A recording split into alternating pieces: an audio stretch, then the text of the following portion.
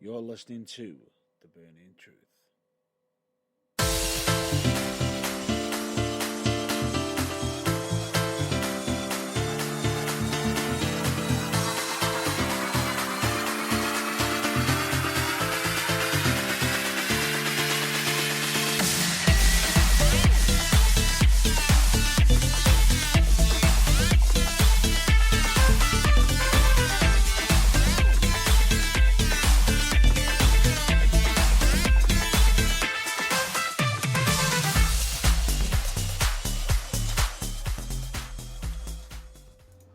Hello, ladies and gentlemen, dude and dudettes. I am Matt Burns, one half of the host of The Burning Truth, and with me, as always, is none other than JB, John Bloor.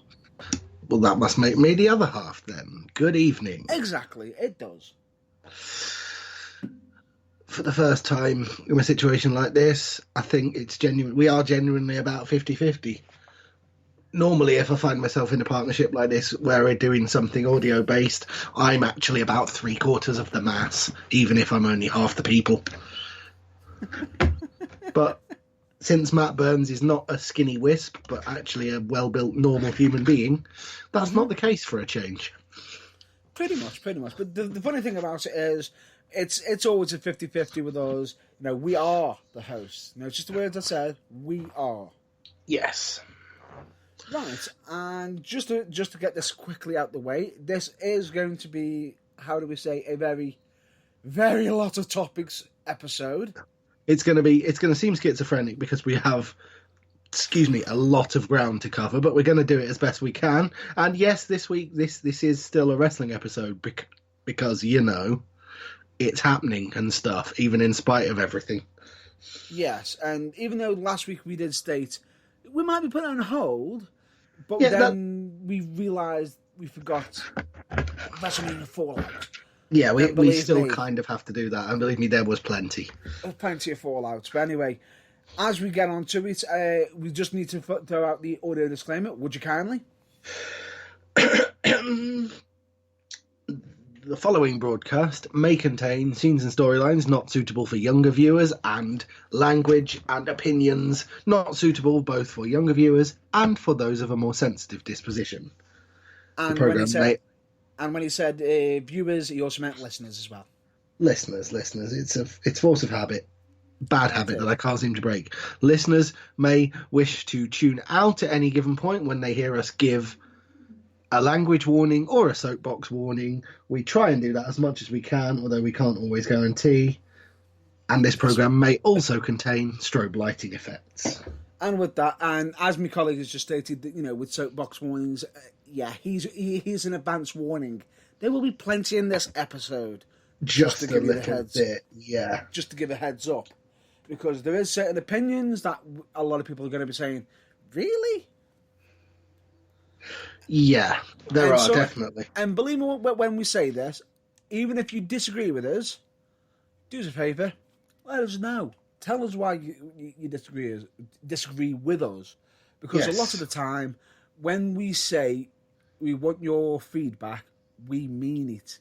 We don't want it to just be one-sided as such. We quite like it if, you know, we are here to entertain you with our take on things, but that doesn't mean you have to agree.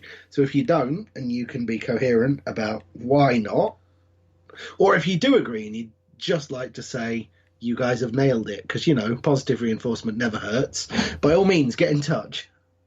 Yeah, couldn't have said that better myself.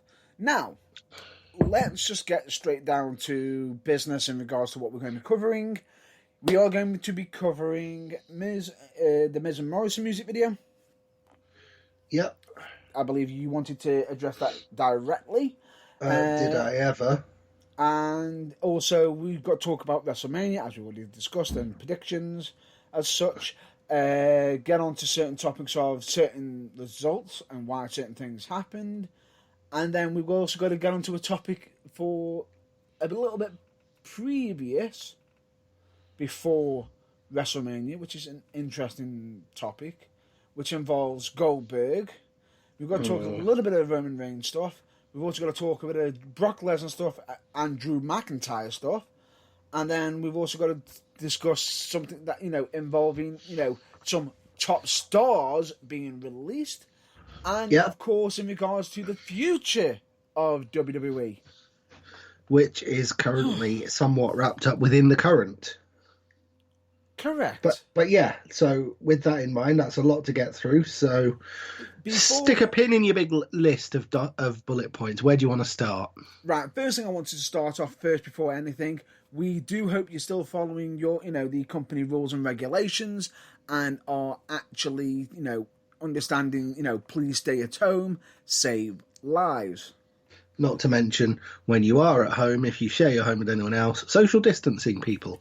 Please, yes. Something that I have discovered from my 2 forays out of my house in the last 2 weeks, because, you're allowed to go shopping once a week before anyone asks, a lot of people don't know what you are actually allowed out more. You are, it's not 2, it's 6, isn't it? I thought it was 6, not 2. 6 feet or 2 meters. Right. And a lot of people don't seem to know what that is. Right. All I'm just going to state is, in regards to this, the social distancing is for when you're outside or at other locations. If you are at home with friends and family and everything, they are a bit more lenient in regards to that. With the exception of if anyone is either potentially high risk, massively, we're talking upper scale high risk, and if anyone's showing symptoms. Nonetheless, social distancing is social distancing. It's 6 feet or 2 meters for a reason. Yeah. That doesn't mean 2 inches. No, and at the same time, certain people, there has to be certain boundaries. Please always stating, as a lot of people are saying, at this moment in time, we've had a few people breaking the rules, which is, it's not great. All I'm just going to say is, the longer that people are outside, it means that the later it's going to be. The longer the lockdown will have to continue. Yeah. Yeah, and at this moment in time, it is quite serious that we all stand together. However, it seems that most of us are actually contributing, and it is showing some signs. However, at this moment in time, it all depends. It all depends on current media, as such. But the only thing I would recommend at this moment in time, don't take any chances. Please stay at home and save lives. And especially if you're in the UK, stay at home. Help the NHS save lives. Right. Indeed. Right. To wrestling. But before we get to there, the only thing I will say is hashtag stay at home, save lives. Indeed. Anyway, moving on. Let's just get on to the first subject that I mentioned, which was the one that you wanted to discuss, which was Miz and Morrison music video. Right. Soapbox warning right off the bat. We might as well. Yeah. Seriously, to anyone that watched WrestleMania and actually had 3 minutes of their life that they're never going to get back robbed by this, I pity you. I really do. I'll let you throw your little soapbox rant. Yes. Essentially, a music video. What is this? The AWA in 1987? Come on. Seriously. Okay. B, The Miz and Morrison making a music video? Yeah, okay. That's fine. Oh, hang on, wait. No, just a second. No, it's not fine. Not at all. John Morrison as a character. Who is he based on? Who is his entrance music a homage to? Go on. Who does he look a bit like, apparently? I don't see it myself, but apparently. Go on. Jim Morrison of famous rock band The Doors. That's why he was given the name John Morrison. But then again, therefore, he went through many names. He's been through many that's what someone in WWE thought, and that's why he was given the name John Morrison. And yeah, therefore, the kind of music you would think they would make. Well, it isn't the actual bucket of ear poison pig effluence that they actually made. But there you go. It served no purpose other than to humiliate both men and to perhaps undermine the outdated, and I thought disproved, but apparently not, stereotype that white people can't do hip hop.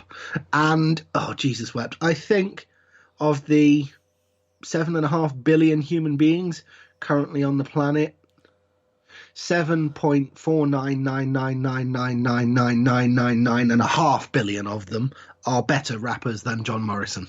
I was just about to give you a bit of a counter argument for you. Please do if you feel different. That's fine. No.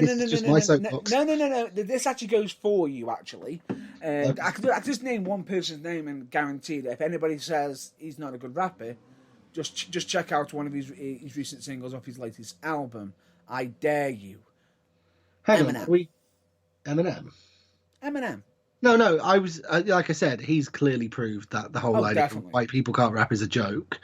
Anyone can do it, but you need to have rhythm, which is someone who's. It's not that anyone can do it. It's anyone can do it. Not everyone can be good at it, as John Morrison has proved. You need to have a vague sense of rhythm, which he clearly doesn't have. Let's be honest. Okay. To be honest, in the world where John Morrison is revered for his ability to rap, basically the Grammys are split equally between the Grammys. The music awards for serious quality music awards are split evenly between Simon Cowell's latest boy band creation and Vanilla Ice every year. In the world where John Morrison is considered a good rapper, because that's how much he just isn't. Oh, he's betting fire. Right. Rant over? And neither am I, by the way, before anyone gets in touch on social media and suggests it, which is why I am not attempting to rap this rebuttal of that said video, okay?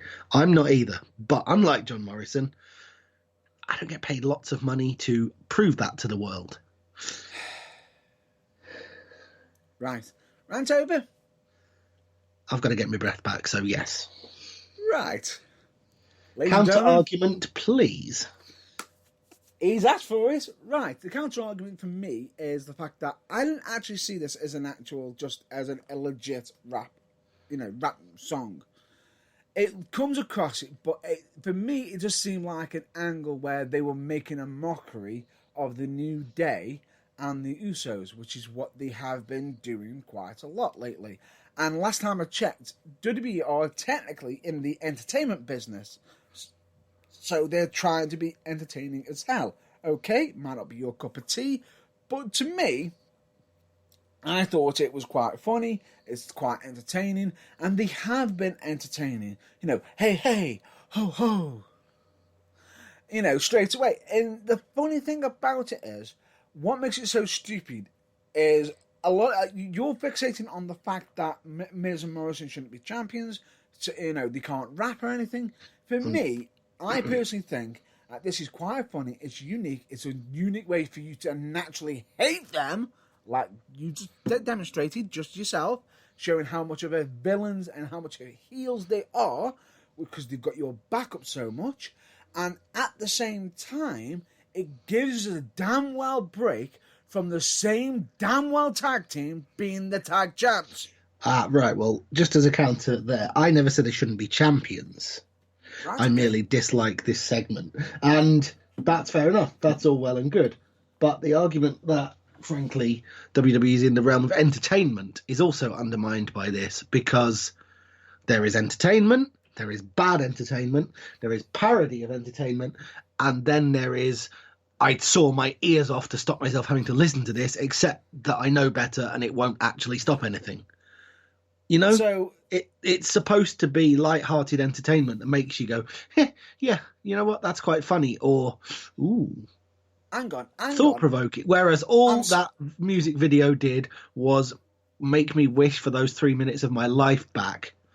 Now, I'm sorry, but you're saying this to WWE in regards to the entertainment business, that they're not, that they don't, that they haven't produced, trivial garbage in the past. I can just give up cases. I am not saying that at all. I am saying that this is another one to add to the list of trivial garbage they have produced in the past. And yeah, while I can agree WWE don't hit home runs every time, for me, this is whatever the polar opposite of hitting a home run is in baseball. Let's use a cricket analogy because I'm more comfortable with that. This is getting out for a duck for 27 consecutive innings. This is like any worse than you'd be Kevin Peterson levels of awful. I actually thought you were going to go more so for the Mandarin. Is it Mandarin? Mankinning? Is it called in cricket? The what now? Manking. Basically striking out the opposite, the non-running player. Oh, hitting the ball into the opposite.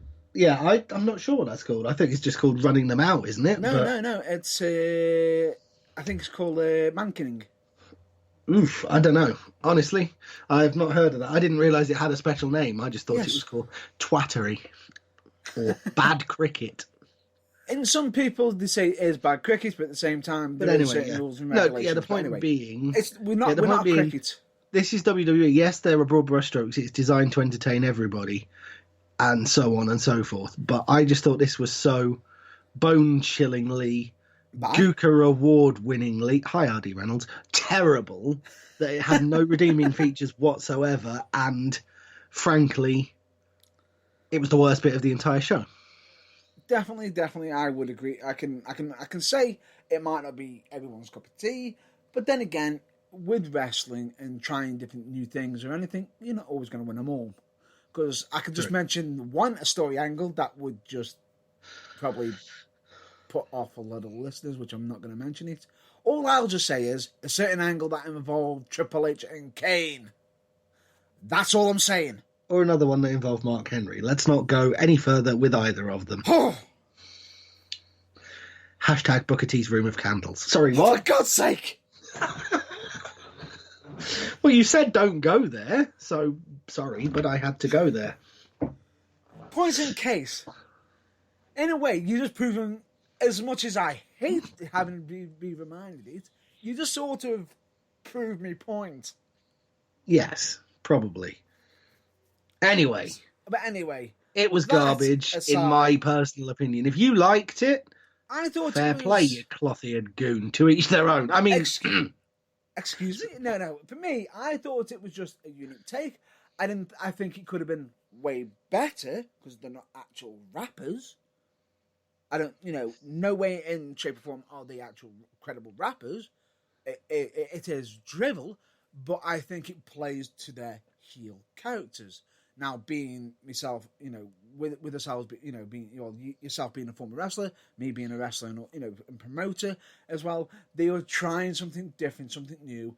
And as much as you can turn on and hate them, saying they're not rappers, the fact that their characters are actually obnoxious, that they believe they are, actually pulls it off. In your opinion, fair enough. In my opinion, no objection to the whole idea of trying something new, but seriously, did nobody in WWE at all listen to this before it was broadcast and go, I don't know. Maybe the world's not ready for this right now. Yeah.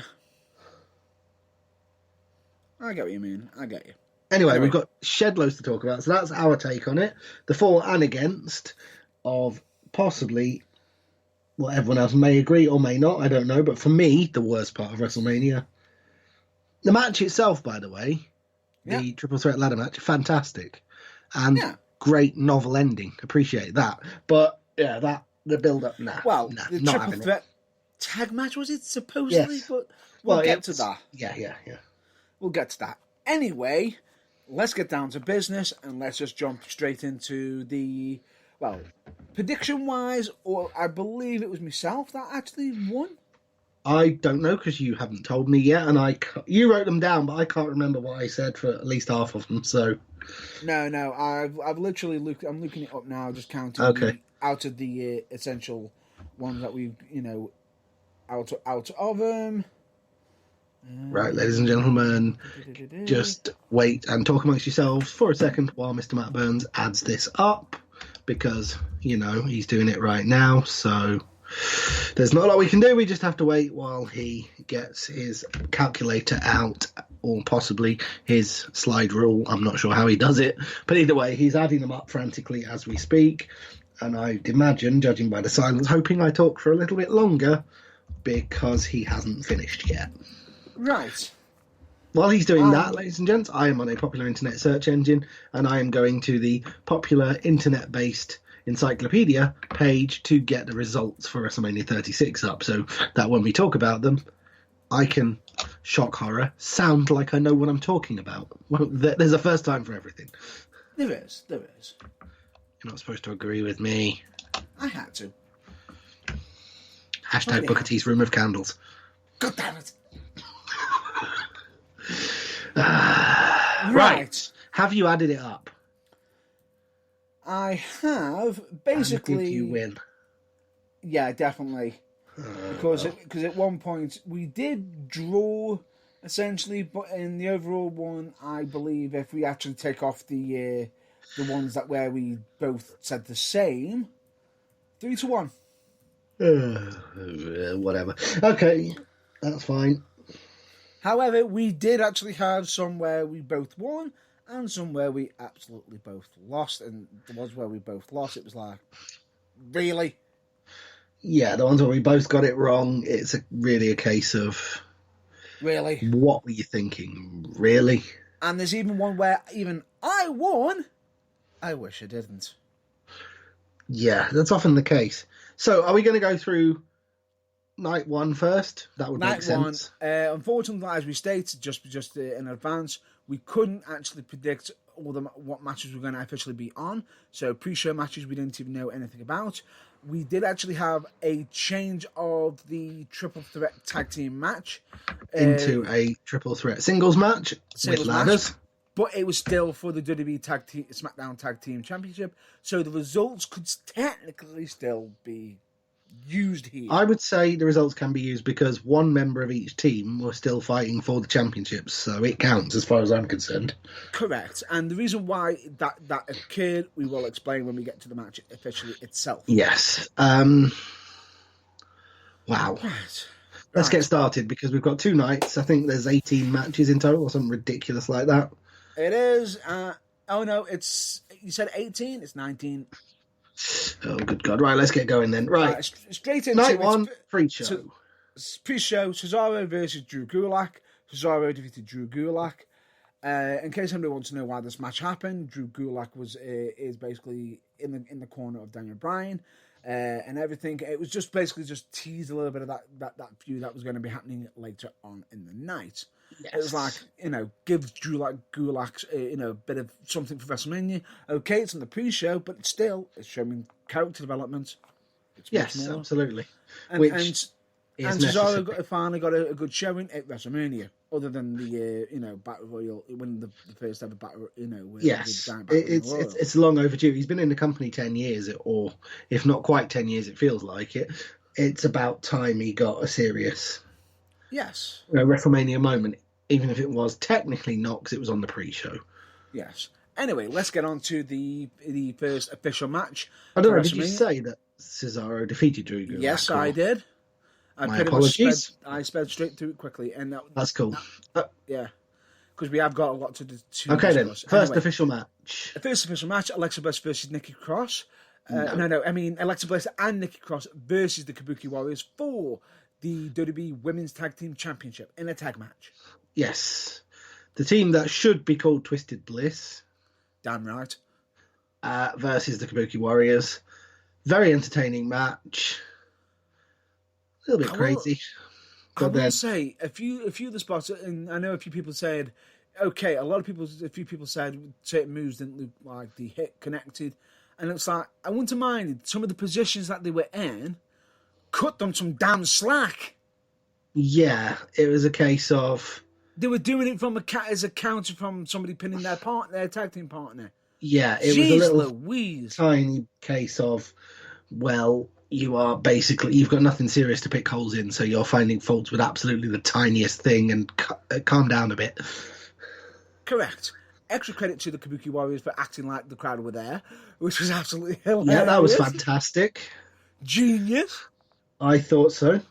Although the most genius thing that you pointed out to me previously before we went on air, credit to that one for later on. We'll mention that for later. There were two other genius crowd-related moments as well. That was one of them. I don't know if you spotted the other one. Oh, definitely. I love that. But yeah, we'll get to that shortly. Right. When we're at the relevant match. But for now, Alexa Bliss and Nikki Cross, the team that, for reasons only known to WWE management, isn't called Twisted Bliss, won and became the first ever two-time WWE Women's Tag Team Champions. Yay! In a match that went 15:05, but felt like a hell of a lot less, which I think is a tribute to the workers. Because when a match drags, it's never a good thing. But if a match feels like it went less than it did, that means you're enjoying yourself and you've got lost in the moment, surely. So that's good. Correct. Couldn't agree with you anymore. But, you know, the funny thing about it is this was a good showing for the WWE Women's Tag Team Championship, which is finally getting some momentum because WWE have remembered it exists. Yes, and they need to keep it going, basically, in regards to... They need to pounce on that, because if they just treat it the same as what they've been doing with the Kabuki Warriors, which is, we'll just bring it up at some point, we'll just bring it up at some point, we'll bring it up at some point. We've got a segment to fill on Raw. Okay, get out there, girls. Give us 10 minutes. Thanks. Bye. No, it generally needs to be aired more. It's a championship that should matter, which is potentially one of the reasons why when, you know, the first ever, you know, WWE Women's Tag Team Champions lost it, they were visibly upset because nothing more came of it since then. Anyway. Yes. Anyway, that was a good match, a great way to open the show proper in what were obvious already, even from this, trying circumstances. Yep. Next, Elias versus King Corbin in a singles match. Oh, by the way, in the previous match, both of us predicted the same, so we both had a win there. Oh, that's cool. That's cool. In this match, I think I called this right. Yes, you did. Elias defeated Baron Boring. In a nothing of a match, really. Right. Now, this is quite shocking, I found, with this match. The fact is, King Corbin, a few weeks before WrestleMania, tried to kill Elias. Metaphorically, wrestlingly speaking. Throwing him off the top of the, was it balcony or something? Yes. Right? And, you know, and how does the match end? Finishing move? No. The world's deadliest move, a roll-up. Yes. Well, the question that you have to ask is... Yeah. Does Elias have a legitimate finisher? Because yes, normally he relies on a guitar shot, which is not allowed in a non... He has got an official finisher called the Drift Away. Goes to show that I don't watch WWE main roster television that regularly, and Elias only normally does musical things and then either gets hit with or hits someone with a guitar so often. I don't think I've ever seen him hit it, and I don't know what it is. It's like a unique modified neckbreaker, which is it's quite a cool move. Well, maybe would have done to finish this match then, but who knows? Yeah, because what makes it worse is the world's deadliest move, the roll-up, will not be the only time you see from it. No, that figures. Right. Anyway, that's about as much as we've got to say about that. Because the next match, I get the sense there's going to be a soapbox from at least one of us regarding the singles match for the WWE Raw Women's Championship between Becky Lynch and Shayna Baszler. Okay, you said guaranteed. That means you need the soapbox. So... You hear that noise? That's Matt Burns stepping one of his feet onto it. Fire away. Pretty much. Right. The match itself, hyped up to hell. Great. Happy for it. You know, Shayna Baszler looking like a badass. Becky Lynch looking like, you know, she looked like the man and everything. It's hyping up. It's building up. They've been hyping up Shayna Baszler. And what happened? You know, Baszler's been absolutely killing Becky. Baszler has been presented throughout the build-up as, you know, of all the people that Becky's put down, however much of a threat they've been, far and away the biggest threat she's ever faced in a 1 year championship Yeah. reign. Whole year, by the way. Yeah. And let's just state this. Baszler, I believe at the previous pay-per-view, run roughshod through the entire division in the Elimination Chamber by doing a first ever at Elimination Chamber by eliminating every single one in the match itself. Yeah. Which, as I think you will remember from just after Elimination Chamber, I thought was a pointless massacring of the whole division, like a rendering of, neutering of the entire division. Yeah. And in light of the result of this match, A, I was right, and B, now what does Becky do? Now, correction, what does Shayna Baszler do? Well, no, what do either of them do? Shayna has come in, proved she's an absolute monster, and then fallen at the final hurdle, meaning she's probably now going to drift as aimlessly as Nia Jax did after that happened to her in NXT. And Becky Lynch has now actually physically beaten everybody and has nobody who is a credible threat left. So anyone she's presented in a fight with, it's going to be a case of boring. When's Becky winning? There is one person who can potentially still come back, but that may not happen anyway. More on that later, because that will be an additional topic that I've just remembered. Yes. But anyway, let's just jump straight into it. Becky Lynch defeated Shayna Baszler, and do you know what makes it even weirder with this? It's on the Times it said 8.5 minutes. Are we sure? What? If that is true, at least 4 minutes of that were entrances. No, I'm sorry. I actually questioned. I actually thought that this was even shorter than the Cesaro match. Yeah, that's what I'm saying. I think they've included entrances in the time. Because this match went on nowhere near as long as that we wanted for the hype. The fact that this feud actually overtook the damn well main championship briefly, because then again, Brock never even turned up. Yeah. Bearing in mind all the build-up they gave it, the amount they pushed Shayna, literally every inch of it was a colossal disappointment. And didn't Shayna bite into Becky Lynch's neck? Yeah, you know the therapy that you need to revert to having again every time I say hashtag Booker T's Room of Candles.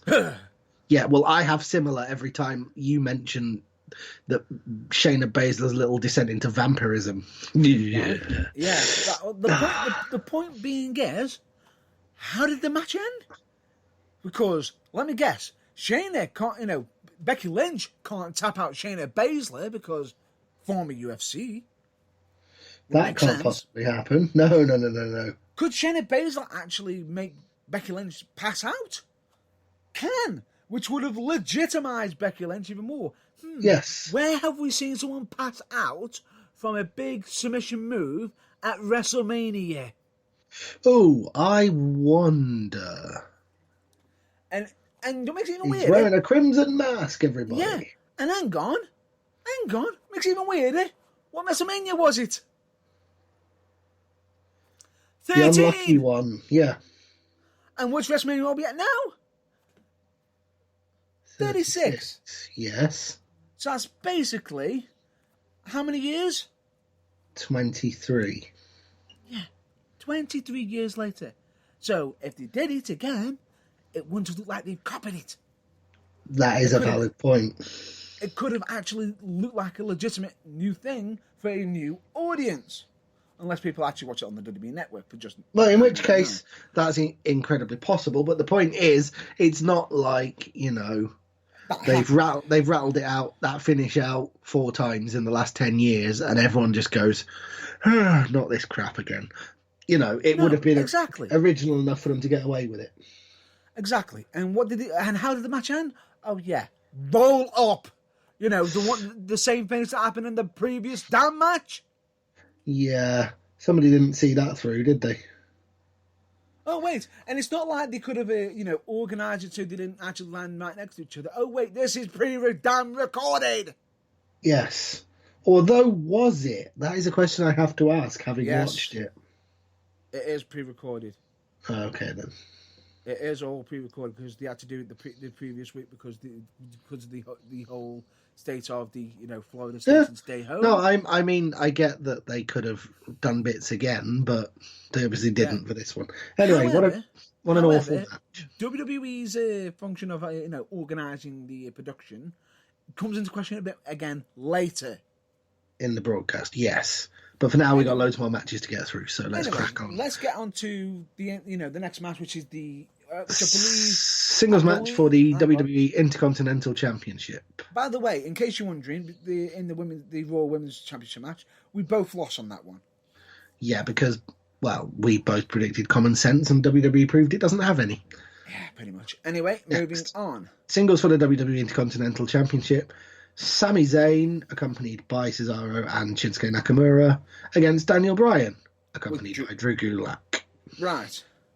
This is going to be an entertaining match. It's nice to see Sami Zayn in a WrestleMania match. Absolutely. Against Daniel Bryan. Now, this one, I believe you were in between thinking common sense, what's going to happen. Yeah. It could either go either way. But for me, I felt as though Sami Zayn had just recently won the championship. It wouldn't have meant, much. But anyway, the idea being goes, the match itself was interesting, and it showed Sami Zayn being an absolute coward with Daniel Bryan being who he is. And it was nice to see Drew Gulak trying to take down Cesaro and Shinsuke Nakamura at the same time. But it was a little bit too much, even for one person. And in which case, Sami Zayn ended up coming out the victor over Daniel Bryan. I believe yourself, you were hoping for Daniel Bryan to come out with the victory because of... Go on. I was going to say, even if it was in a hooky, Sami Zayn keeps the title because it's a disqualification kind of way. I was kind of hoping Daniel Bryan would win this, yes, because that would not only have benefited Daniel Bryan more, but been more in keeping with Sami Zayn's character. Me personally, I think it was more in Daniel Bryan's personality in regards to the backstage locker room, because certain people, there has been discussions, and rumor mill is up right now, the rumor mill corner, is that this could be Daniel Bryan's, final run with WWE potentially. Who knows? And he's basically wanted to put certain people over. Oh, I see. Well, there you go. Fair enough. Either way, it wasn't a bad match. It was good. It was an interesting match. Definitely worth. Well executed, yeah. And played to strengths. But in the end, in case it wasn't clear, Sami retained the Intercontinental Championship. Actually, I just realised that this match the entire show is technically 20 matches, but I'll get to why later in a minute. Yes. I've only just realised it. Anyway, let's just get moving on to the next match, which was the Triple Threat ladder match for the SmackDown Tag Team Championships. Now, let me just clearly state, this isn't a tag team match. This was an individual match. The reason being, it ended up being a singles, is unfortunately due to the Miz. Yes. Miz ended up supposedly showing some symptoms, some possible symptoms, and due to the nature of it, they didn't want to, risk anything in regards to it, and decided to send Miz home, at which point the match had to be changed into individuals. So John Morrison was, defending the tag team, the WWE SmackDown Tag Team Champions. Jimmy Uso was representing the Usos, and Kofi Kingston representing the New Day. Sucks. I think you really don't like them. No, I'm just giving them their full title. Even though you actually put your money on them to win. That is the full title of the tag team. Because New Day sucks. That's what everyone says. Right, anyway, that's what they used to say potentially, but at the moment, anyway, moving on. This match I thought was absolutely, oh my God. It was a load of guys taking a load of risks that in front of no crowd, they absolutely didn't have to, but it didn't stop them. No, because in their minds, it's WrestleMania. Was it ever? Yeah. This match... Go on. No, after you. You first. I was going to go straight to what I thought of the finish. So if you wanted to say something else first, it makes sense. You beat me to it. Please continue. That's I was exactly where I wanted to go going to to myself. say an incredibly entertaining match and a very novel finish. Unique finish that hasn't been done technically in WWE No. in a long while. The fact that all three of them got the belts now, normally in WWE, when they get the belts down, it's like, oh, that's it, ring the bell. Match is over. However, on this occasion, one hand from each of the three men was on the hanger, and therefore, how do you divide two belts among three? Exactly. Or, two belts between, quick maths, 6 guys. Yeah, exactly. 3 teams. Well, technically 7. Guys, yeah. Technically 7. Yes. One of them's a trio. Anyway, point being is it's a unique way to do it. And when they both punched John Morrison... It was a headbutt, wasn't it? Oh, no, that was it. Headbutts. He ended up falling off with the belts. He fell off the top of the ladder and landed on the ladder that was laid flat between one of the lower rungs and the middle rope. Yeah. Holding both the championships. Briefly for a second, then one belt fell off, but okay, technicality. But even so. The point being, he was down from the ladder holding the championships, which is the way you win. So he won for his team. For that night only, potentially. Yes. But still, it was a unique finish. I enjoyed it. It was entertaining. I did. It was a good way to keep the belts on Morrison and Miz. Yes. Or Miz and absolutely. Morrison. Hey, ho, ho. Sorry. Room of candles. Shut up. What? Damn it. Anyway, that aside. Right. In fact, I now have the perfect riposte every time you do that. I'll find a way to find it back. Every time you reference that god-awful music video, thanks to the man in question, I have the perfect riposte. Tell me, you didn't just say that. Curse you. Anyway, let's move on. Shucky ducky quack quack. Let's get on to the next match, which is Kevin Owens and Seth Rollins. Now, technically, this has been labelled as one match. Is it really? Although it kind of isn't, because it didn't start as a no disqualification match. Correct. But it ended as one. Yes. Which means, technically, you could argue, is the first portion where there was disqualification, and the second essentially restarting of the match where there was no disqualification, do they count as separate matches? Unfortunately, not according to WWE. No, not according to WWE. And unfortunately, we've already had these rules and regulations previously on the Burning Truth, which does state that if the match does officially restart, we have to discard the first ruling. What, namely, we have to go with the main ruling, basically match. The end of the match. Yes. As presented, not with the false finish, which gets discarded. Okay. Yes. Fair enough. Which means, I got it right. Either way, actually, we got it right both times. Yeah. Oddly. Yeah. Either way. This was... Oh, actually, before we continue on, in regards to the triple threat ladder match, you got it wrong, I got it right. I went with Miz and Morrison, you went with the New Day. Anyway, let's continue. Kevin Owens versus Seth Rollins. Again, another pair of guys who, well, let's just put it this way. They didn't seem to notice, care, or even give a monkeys that there was no audience. And it didn't stop them knocking 7 shades out of each other. No. To be honest with you, to put it bluntly, no shit, Sherlock. Yes.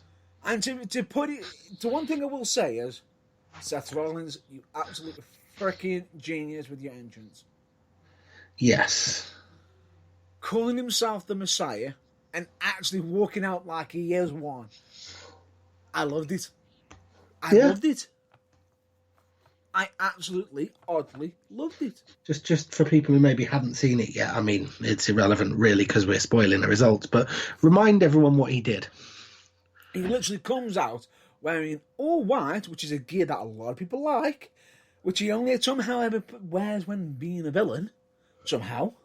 Yeah, gripes about colours for people's gear coming more later, but in this instance it worked. So it worked because of the character. Because of the character.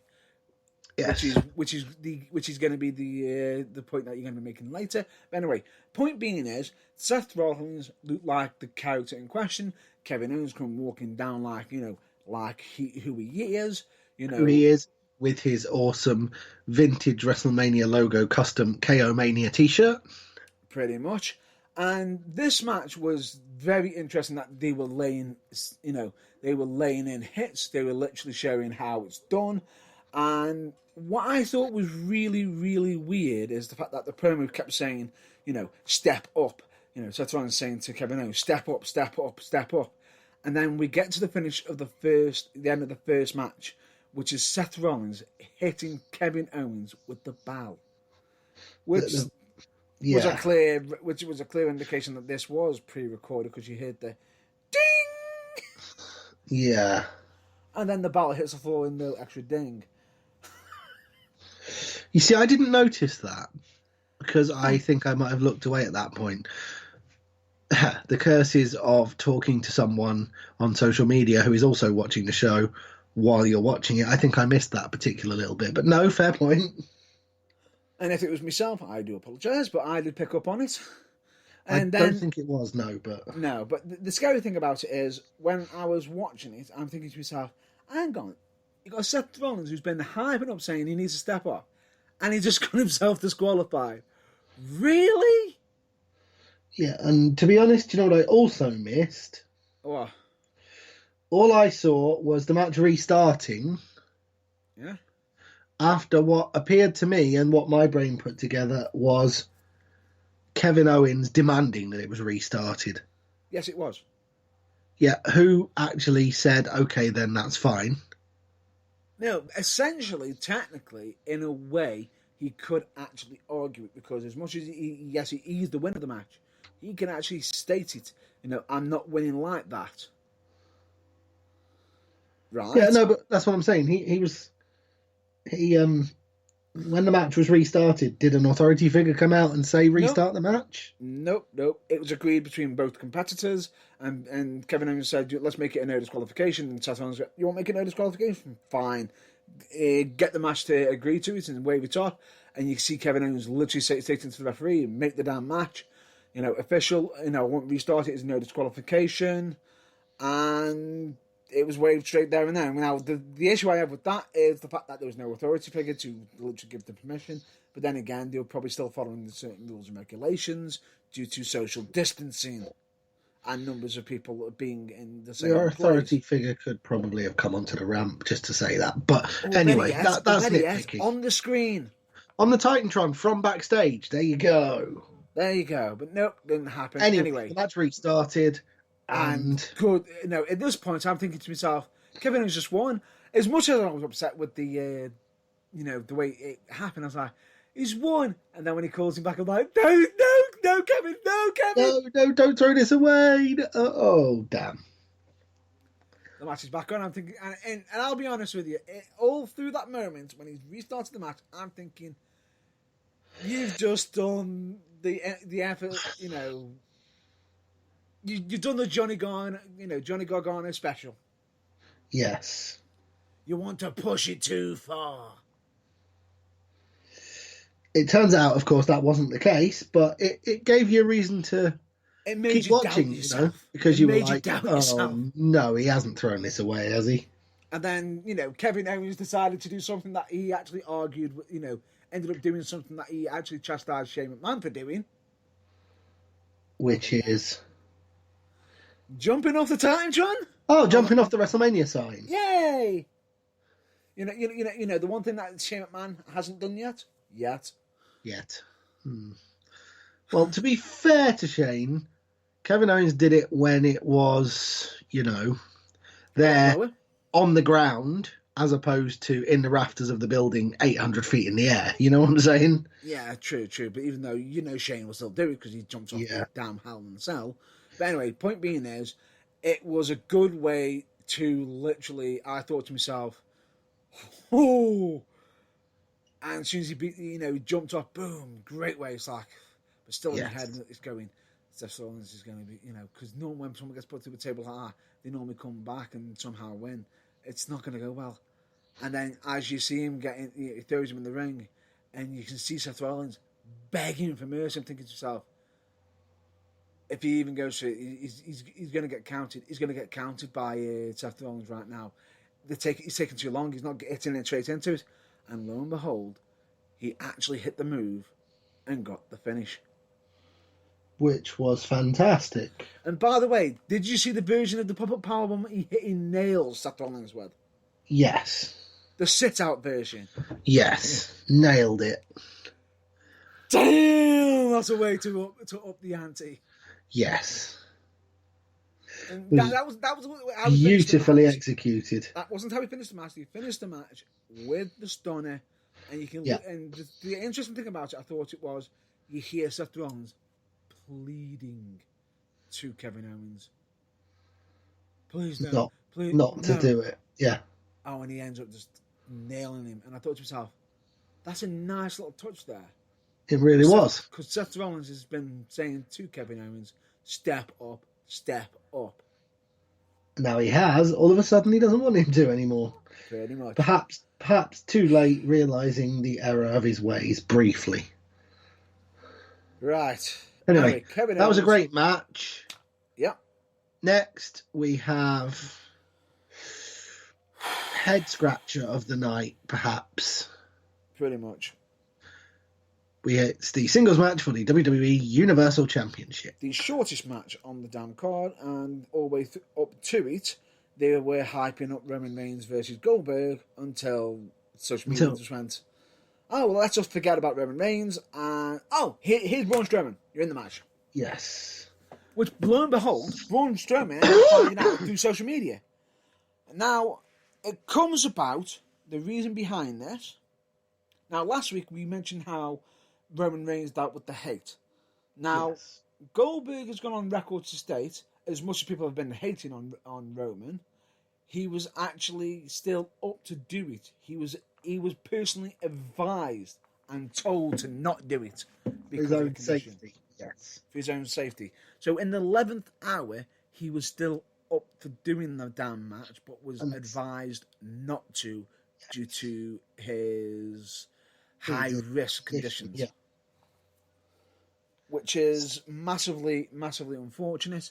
Now, that's got to give some credit to Roman Reigns for still wanting to do it, even though technically he'd been advised not to.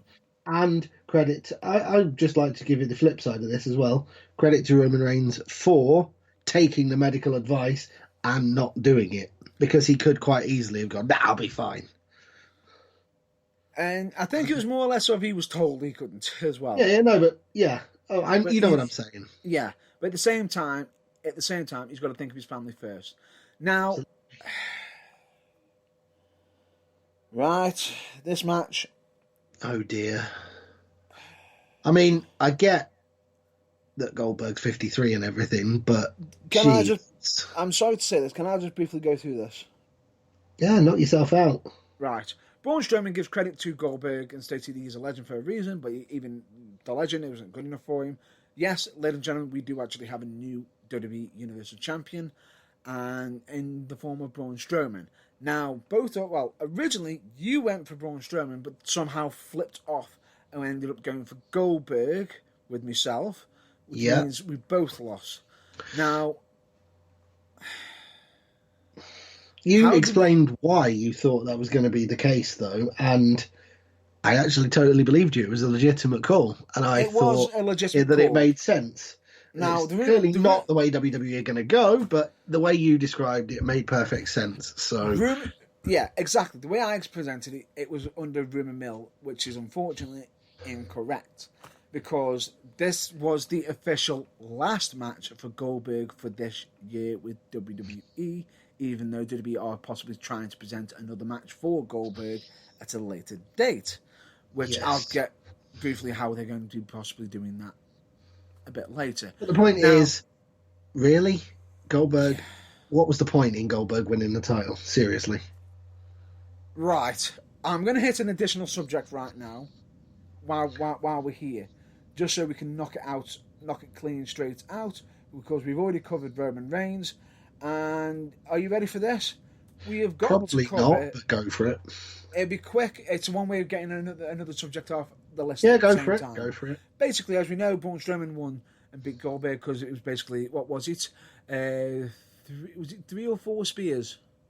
I think it was 4 spears and then 3 4 power power slams. I thought it was 3 spears or something. Possibly. Basically, finish. That was it. Finishes galore. And that was it. Done. What a way to kill each other's finishes, you morons.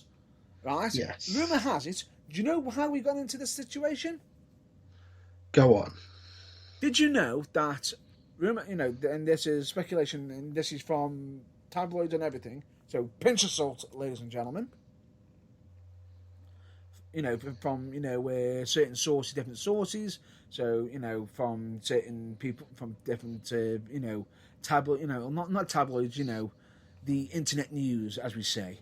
Basically, rumor has it Goldberg was basically ready to face Bray Wyatt at Super Showdown. Was it?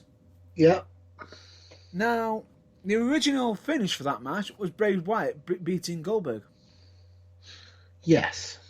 I know exactly what you're thinking. Frankly, would have been a far better result than what actually happened. Right. But then at the same time, if they did that, the magic that happened on the second night wouldn't have happened at the same time. True. Right. But the point being is, do you know why it didn't happen? Why? Goldberg supposedly exercised his, what was it? His finger claws? His what clause? Sorry? Basically, he has claws to protect his own gimmick, his own infringement, his own... I'm just trying to think of what it's called. Oh, you mean like creative control? That was it. He flexes creative control and stated, I don't want to be losing to a freak like The Fiend. I want to win because of children. I'm in it because I'm a superhero, essentially. I'm doing this for kids like my son. And I believe I should get the win. Except, of course, that doesn't work from a realistic perspective. And at first, Bray Wyatt was saying, well, I've got this long plan to go through. You're ruining my plan. Yeah. And Goldberg wasn't buckling down. And Bray Wyatt ended up supposedly getting a lot of favour in the locker room. Because he just went, right, fine, just do it. Which benefits Bray Wyatt in the long term. Take one for the team. Yeah, but in the short term... Which is why I think they've probably let him do what he's done on the second night. More than likely. I mean, that might have had something to do with it. Potentially. Right. And that's basically the reason why... in regards to it, but at the same time, there was basically arguments in the back locker room. Supposedly, rumor has it that Vince was arguing with Goldberg potentially, which could have been, potentially for the fact that as soon as it was done, he literally stated he was done. He went home, went to his area. He could eat as many bombs, he could do whatever he wants. And I think Vince was trying to say, well, we might need you for another match, and he's like, at the moment of time, I'm done. Yes. So at the moment, Goldberg is potentially not coming back for WWE again for a while, so we'll have to wait and see. Let's get on to the main event of the first night. Oh, no, hold on. Did we mention... Oh, yeah, we did. Braun Strowman, after a cavalcade of finishers, Braun Strowman is your new Universal Champion. After 2 minutes and 10 seconds. Yeah, great stuff. Right. Main event of the evening. Undertaker versus AJ Styles with Luke Gallows and Carl Anderson in a Boneyard match.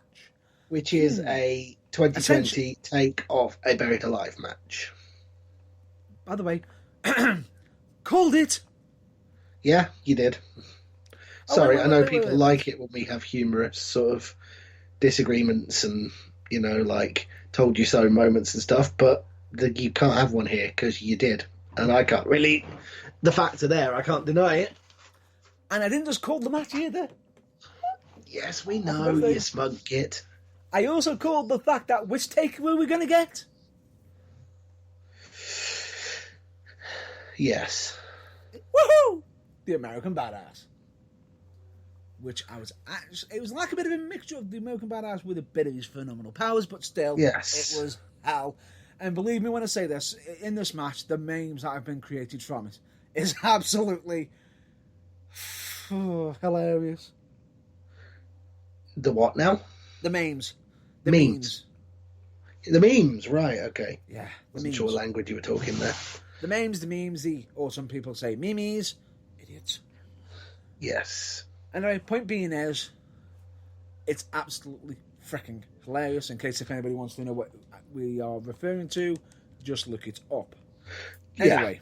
Yeah. Now this made use of the fact that this was not live. And they're using a different location.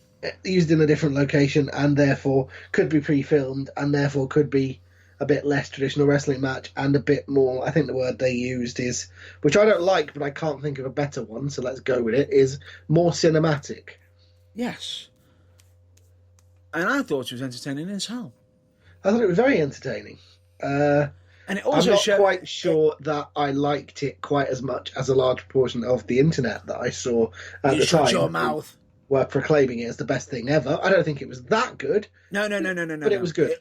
It was one of the best things ever.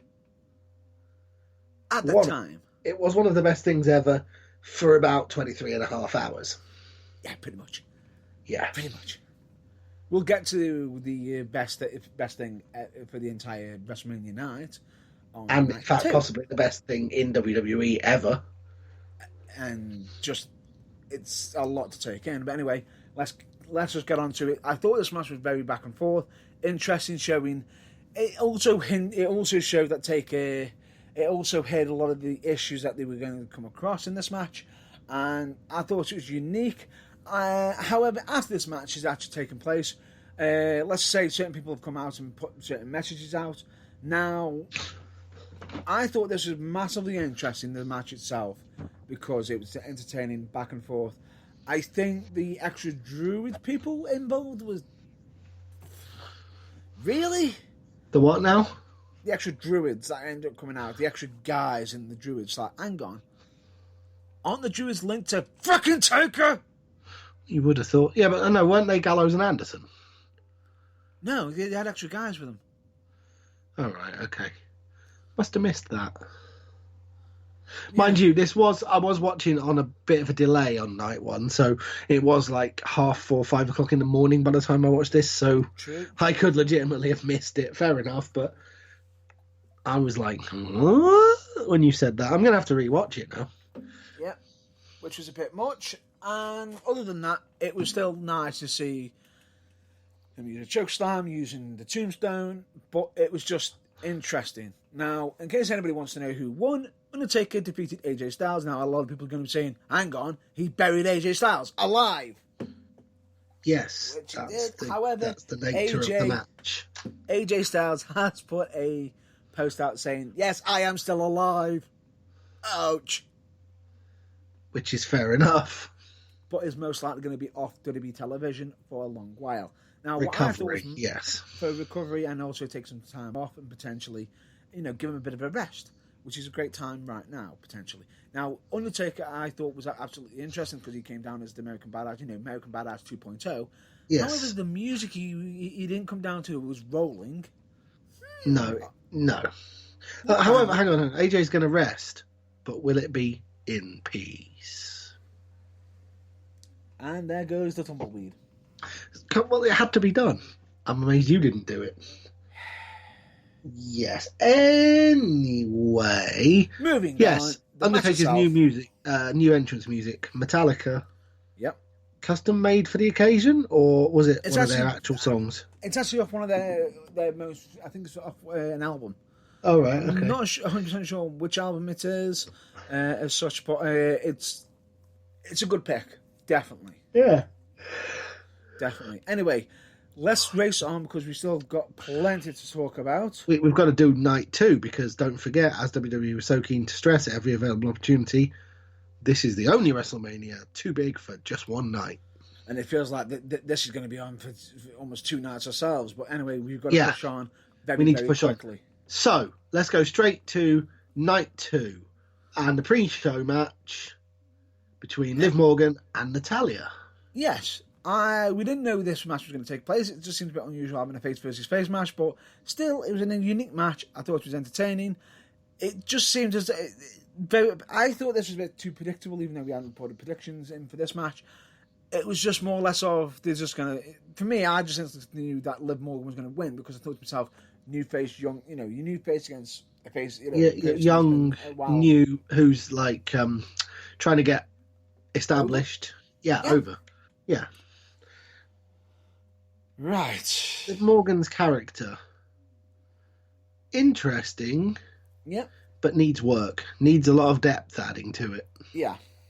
Like, we need to know why she suddenly started wearing gear like that. However, originally this was scheduled for the first for the first night. Yep. Pre-show, but ended up being on the second, which was I'm still glad they ended up because they did actually advertise it. I'm glad that they still put it on. It was still a good, entertaining match. Good to see for both of them, and still good. Anyway, let's move on to the first official match for night 2.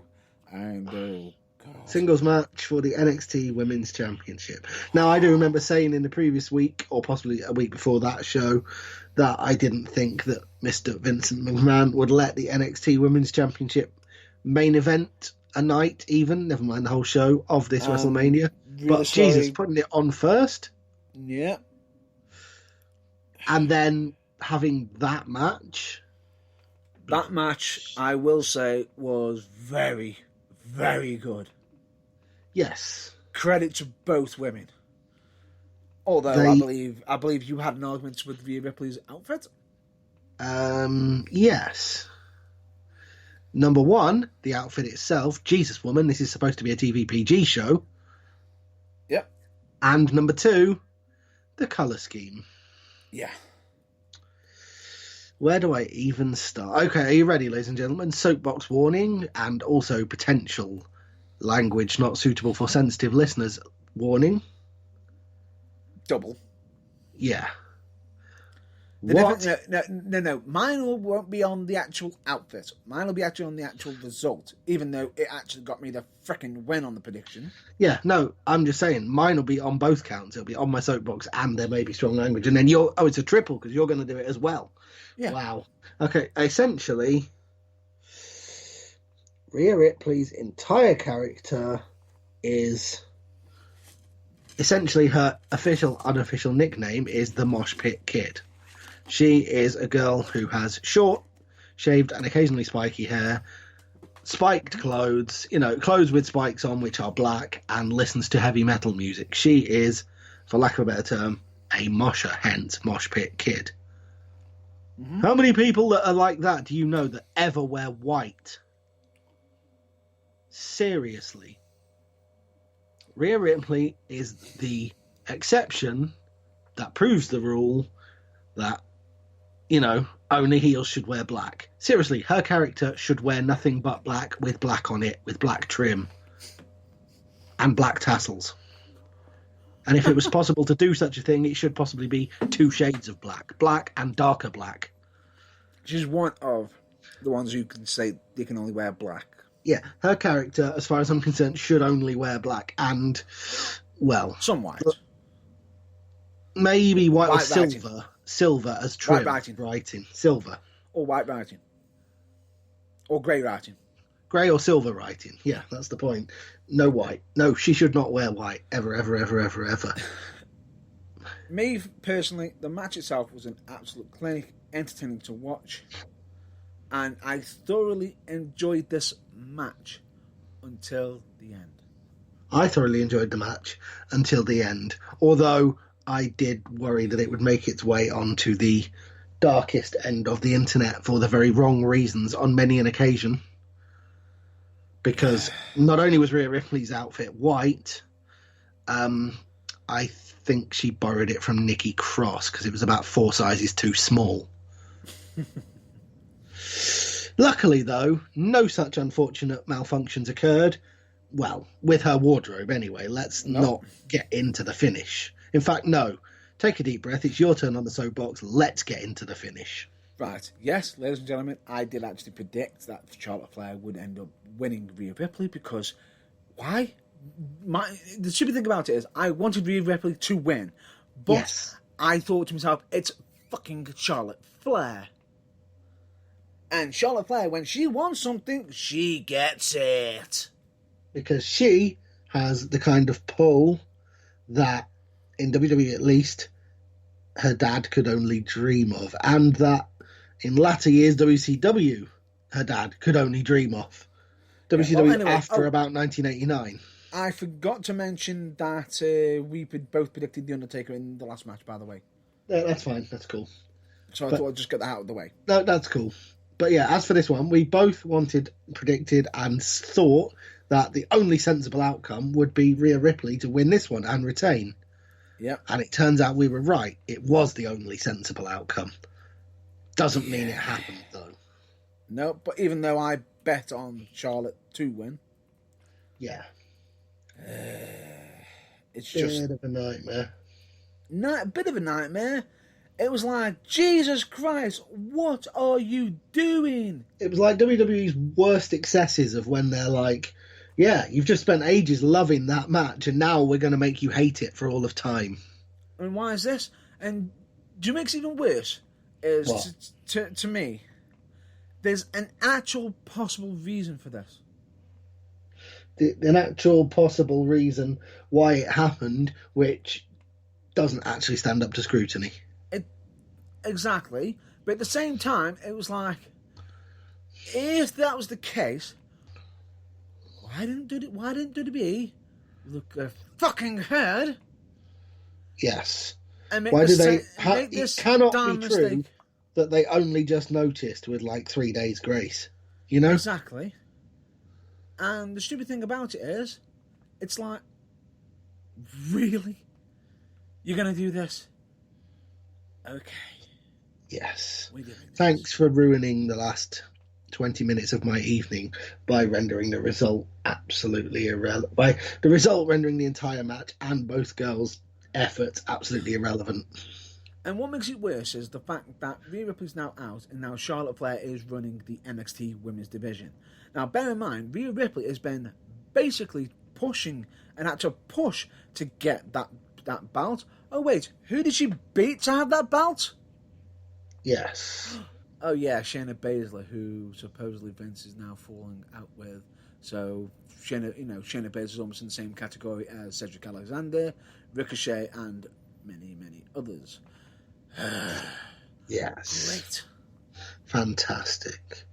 But the issue for why she lost, besides that, was, I believe, you two were telling me before we came on air, due to visas. Potentially due to a visa issue. Now, a lot of people have been saying, oh, could it be a work visa? Well, she's still there. She's been making videos of cooking while she's in America. Last time I checked, ladies and gentlemen. Ladies and gentlemen, what's happening in the world right now that is rendering all international travel, and therefore, I would have thought, in any sensible universe, visas fucking irrelevant? Ding ding.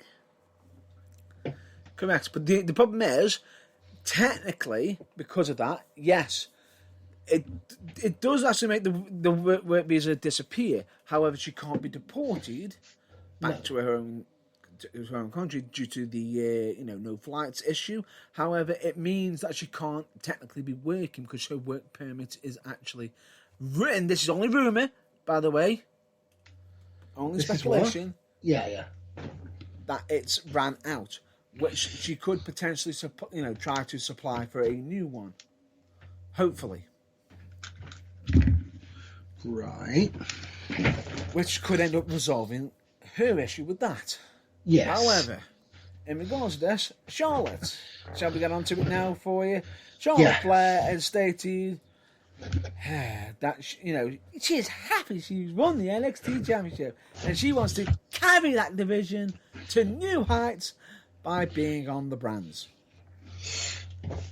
Notice the words I used there. Yes. Brands. But she basically wants to carry on. She can't possibly give up being on Raw, but apparently that means she wants to pollute NXT as well. Right, she's going to be on NXT because she's the women's champion, which is right, okay. But then she's going to be also on Raw, so straight away it's like, hang on. It's going to bring more prestige. No, it fucking isn't. The very point of the NXT Women's Championship is it doesn't need that kind of main roster bullshit. The problem is, you've already got a main roster already for NXT that's already been hyping for that damn belt. Yeah. And there's plenty of people on there to actually take that belt off Rhea Ripley when it was the time. And instead, what did they do? Oh, we'll just give it Charlotte Flair because she wants it. Yeah, essentially, that's all there is. I know a lot of people are probably saying, but then she might not be wanting it. It's like, suppose it's like, she probably earned it. It's like... Yeah, she earned it by walking into time. Vince McMahon's office and going, it's my turn again now. Right. That is earning it in nobody's book but hers. What annoys me more than anything, and I'm going to look this up right now for you, ladies and gentlemen, at the same time, while I'm actually discussing this. WrestleMania. Charlotte Flair fought for a belt at WrestleMania 36, right? Which is the NXT Championship. Oh, what match was she in WrestleMania 35? Did it feature the Women's Championship? Oh, no. The winner takes all triple threat for the WWE Raw Women's Championship and WWE SmackDown. That's at WrestleMania 35. So, I'm now just going to try and jump on to WrestleMania 34 quickly, just to see if she's on there as well. Go on 34, then. WrestleMania 34. Let me just check this. Yeah, okay, this is fine. However, the point being, any argument that she may have or that her fans may put forward. WrestleMania 34. Was she in a championship match? Because you're asking me this, I'm guessing yes. Yeah, who was she against? Asuka for the WWE SmackDown Women's Championship. Of course. Where she took Asuka's undefeated streak. Jeez, remember that? That was in the distant past, wasn't it? I know. It's just for me, it's like, really? Yeah. I'm now checking to see if she was in WrestleMania 33 now. I was just going to say, yeah, the point that guess what? Mr. Matt Burns is trying to make here is, yes, right? she was. So she's not short of WrestleMania opportunities, title opportunities, or anything else that you might argue that she's saying she is. She was in a Fatal 4-Way elimination match for the saturated WWE in WrestleMania matches. We don't need to see her anymore. She has managed in, 4 or 5 years of being on the main roster to overexpose herself worse than Randy Orton managed in 15. Okay, WrestleMania 33, she didn't come out with the victory, but she was in it. Yeah, it's needless, pointless bollocks to have given her the title. Oh, guess what? Ready for this one? Yeah. WrestleMania 32, triple threat to crown the inaugural WWE Women's Championship.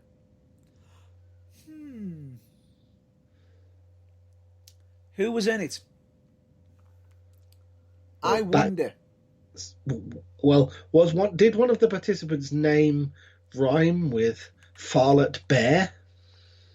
It certainly did. Was it just Charlotte back then? But we know who it is anyway. No, it was Charlotte Flair. I'm now looking at WrestleMania 31, folks. You really don't need to, because you've proved the point beyond all reasonable doubt. The woman does not need another main event shot, another title match, anything else whatsoever ever in her career. What? Guess what? It's the first time she didn't even pop up on the that'll be because during card. WrestleMania 31 she was still in NXT. Yeah. So, hang on. So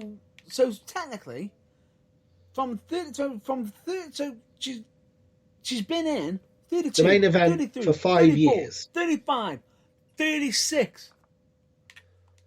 She's been in the main championship battles, the women's Championship battles, match, yeah. and a women's championship match For 5 consecutive every years, which 5 I consecutive. think is more than any bloke has ever done, with the possible exception of Hulk Hogan. It actually outdoes Roman Reigns. Yes.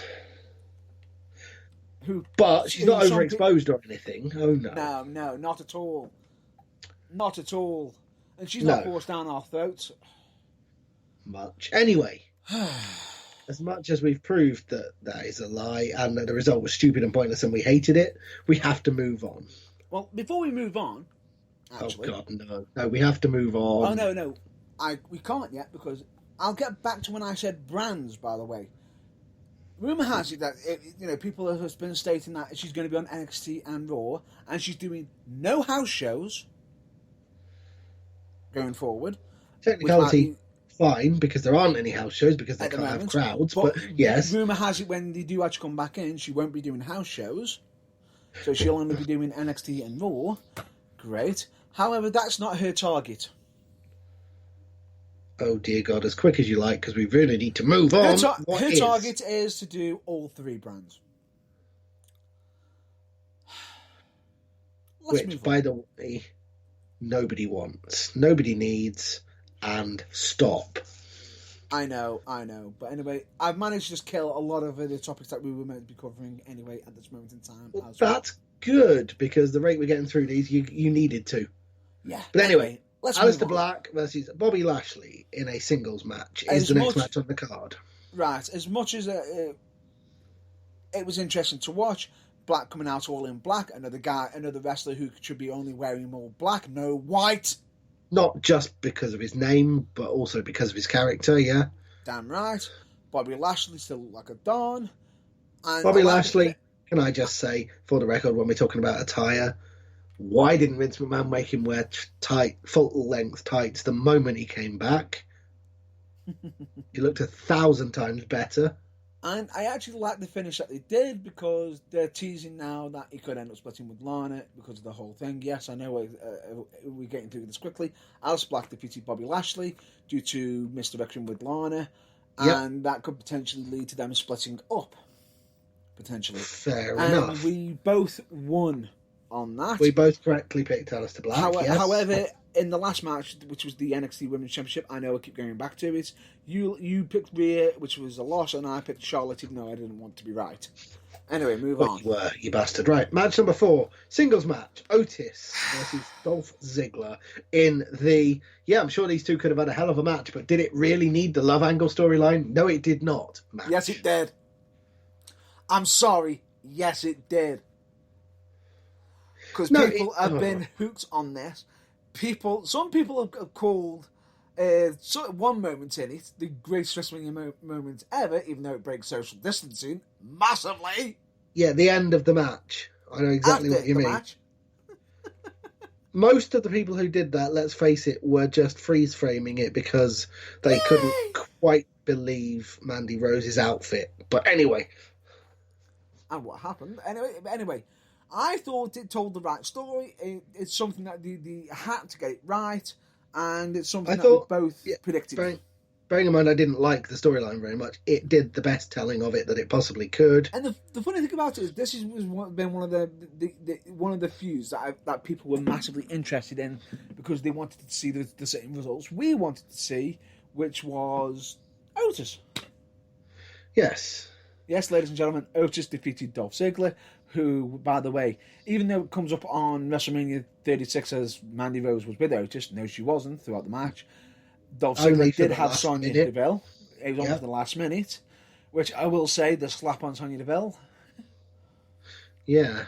And then, the only question I will say is, referee, please turn more away from Mandy when she's doing the low blow, you fucking moron. Yeah. Oh well, what can you do? I was turn away. The only thing that needs to be cleared up for this whole storyline now is, what does famously, notoriously, and not hiding it, lesbian Sonya Deville want with Dolph Ziggler. Ah. Because that's the only bit of this storyline I couldn't figure out. There were supposedly rumours that Sonya Deville and Dolph Ziggler are actually dating. Yeah, but they're not, are they? Because she's gay and she's got a girlfriend. Yeah. Rumour has it that was the case, but it's WWE. Yes, she does have a girlfriend, we already know that. And she is technically married, but that was just rumour has it. But anyway, the point being is, I think the idea being is was what ended up on SmackDown, which is that they're saying they were trying to get her away from Otis because they actually care for Mandy Rose, even though Dolph was trying to date Mandy. Dolph was trying to date Mandy, and Mandy, which, if I'm not mistaken, that's seems happy. Control freakish. Yeah, Mandy also seems happy to give Otis a try, and doesn't exactly seem like it's torture for her. In fact, she seems to be quite enjoying it. So, yeah, exactly. Control freakery and other such things. At this moment in time, gotta be careful what you're doing here. Yeah, they're still walking a very fine line with this one, but anyway, we've given it enough time because we have lots more to talk about. The moment that a lot of people were saying was, "Oh, magical moment," was after the match when Otis beat Dolph Ziggler, picked up Mandy Rose, hugged, and it's like, it's the new big kiss moment. Mandy Rose kiss Otis, which they were dubbing the new Macho Man and Elizabeth angle segment. Oh dear God! First time you've heard of this, is it? Yes. It isn't for me. All I can say is, that's hilarious. I love it. All I can say is, if only, anyway, I think this anyway, but doubly so in light of that, if only Macho Man wasn't dead, because you've no doubt that he'd have had something to say on social media about that. I don't think it would have been necessarily positive, but he'd definitely have had something to say. Possibly. Anyway, rest in peace, Macho Man, and let's move on.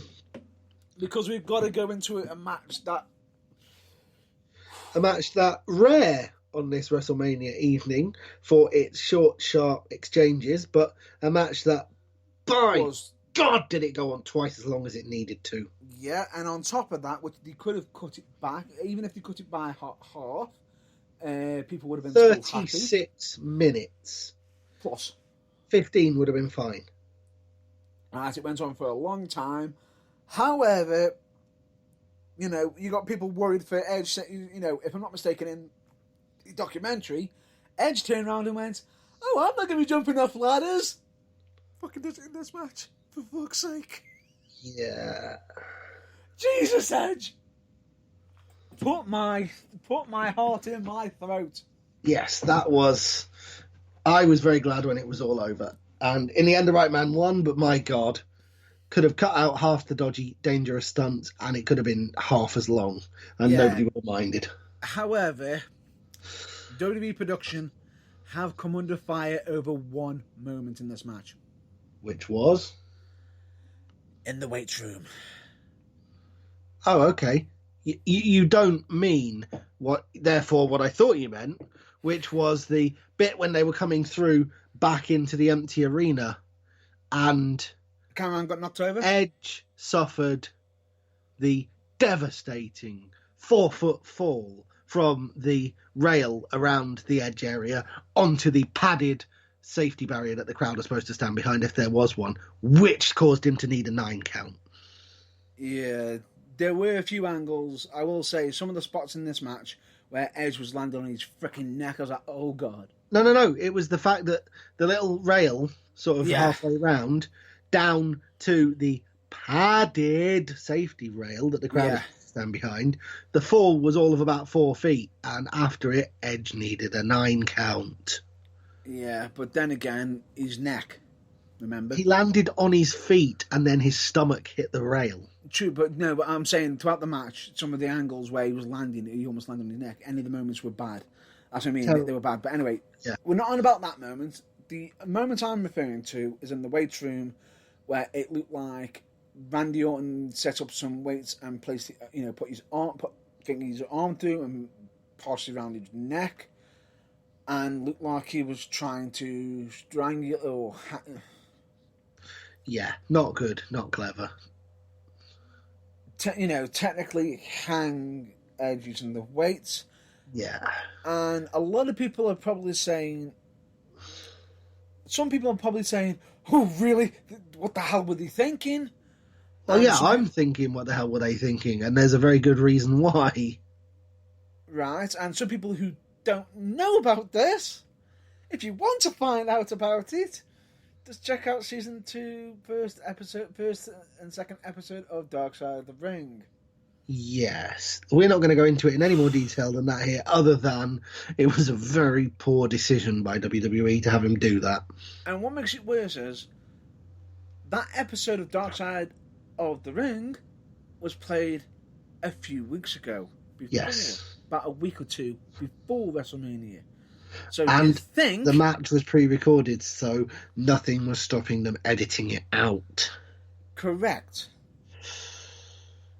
But anyway, let's move on. Fantastic in places, but overly long match, and the right person won. So let's go with that.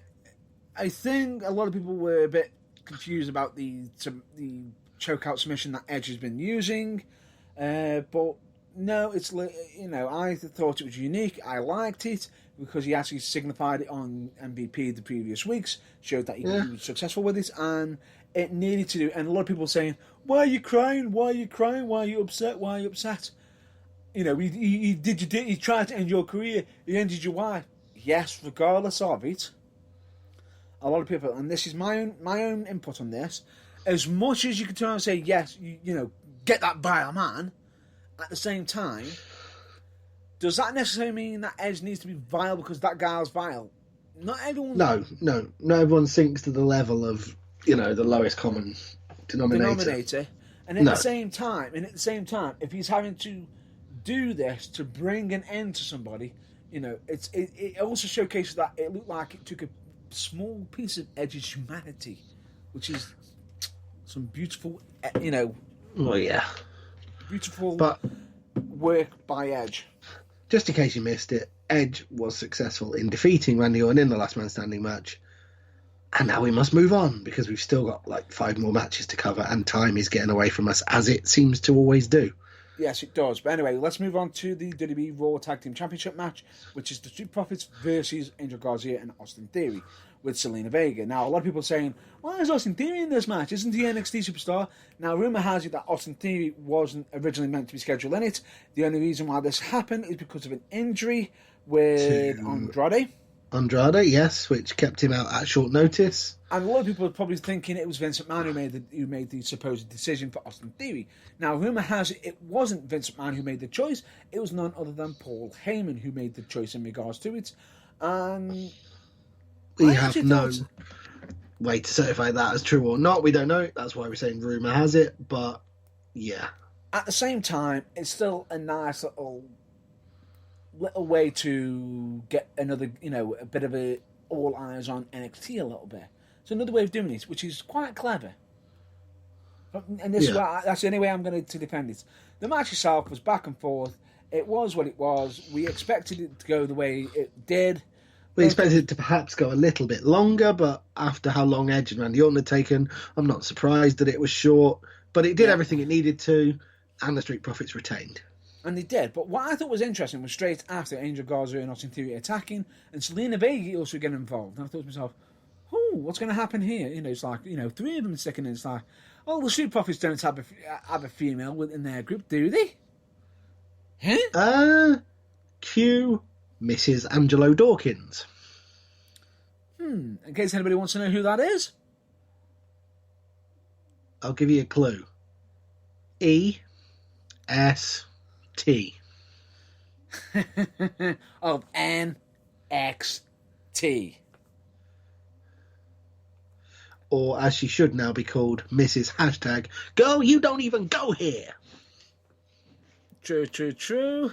because that seemed to be she seemed to be like a stuck record with that phrase on NXT a couple of weeks before WrestleMania. But anyway, we are talking about Bianca Belair.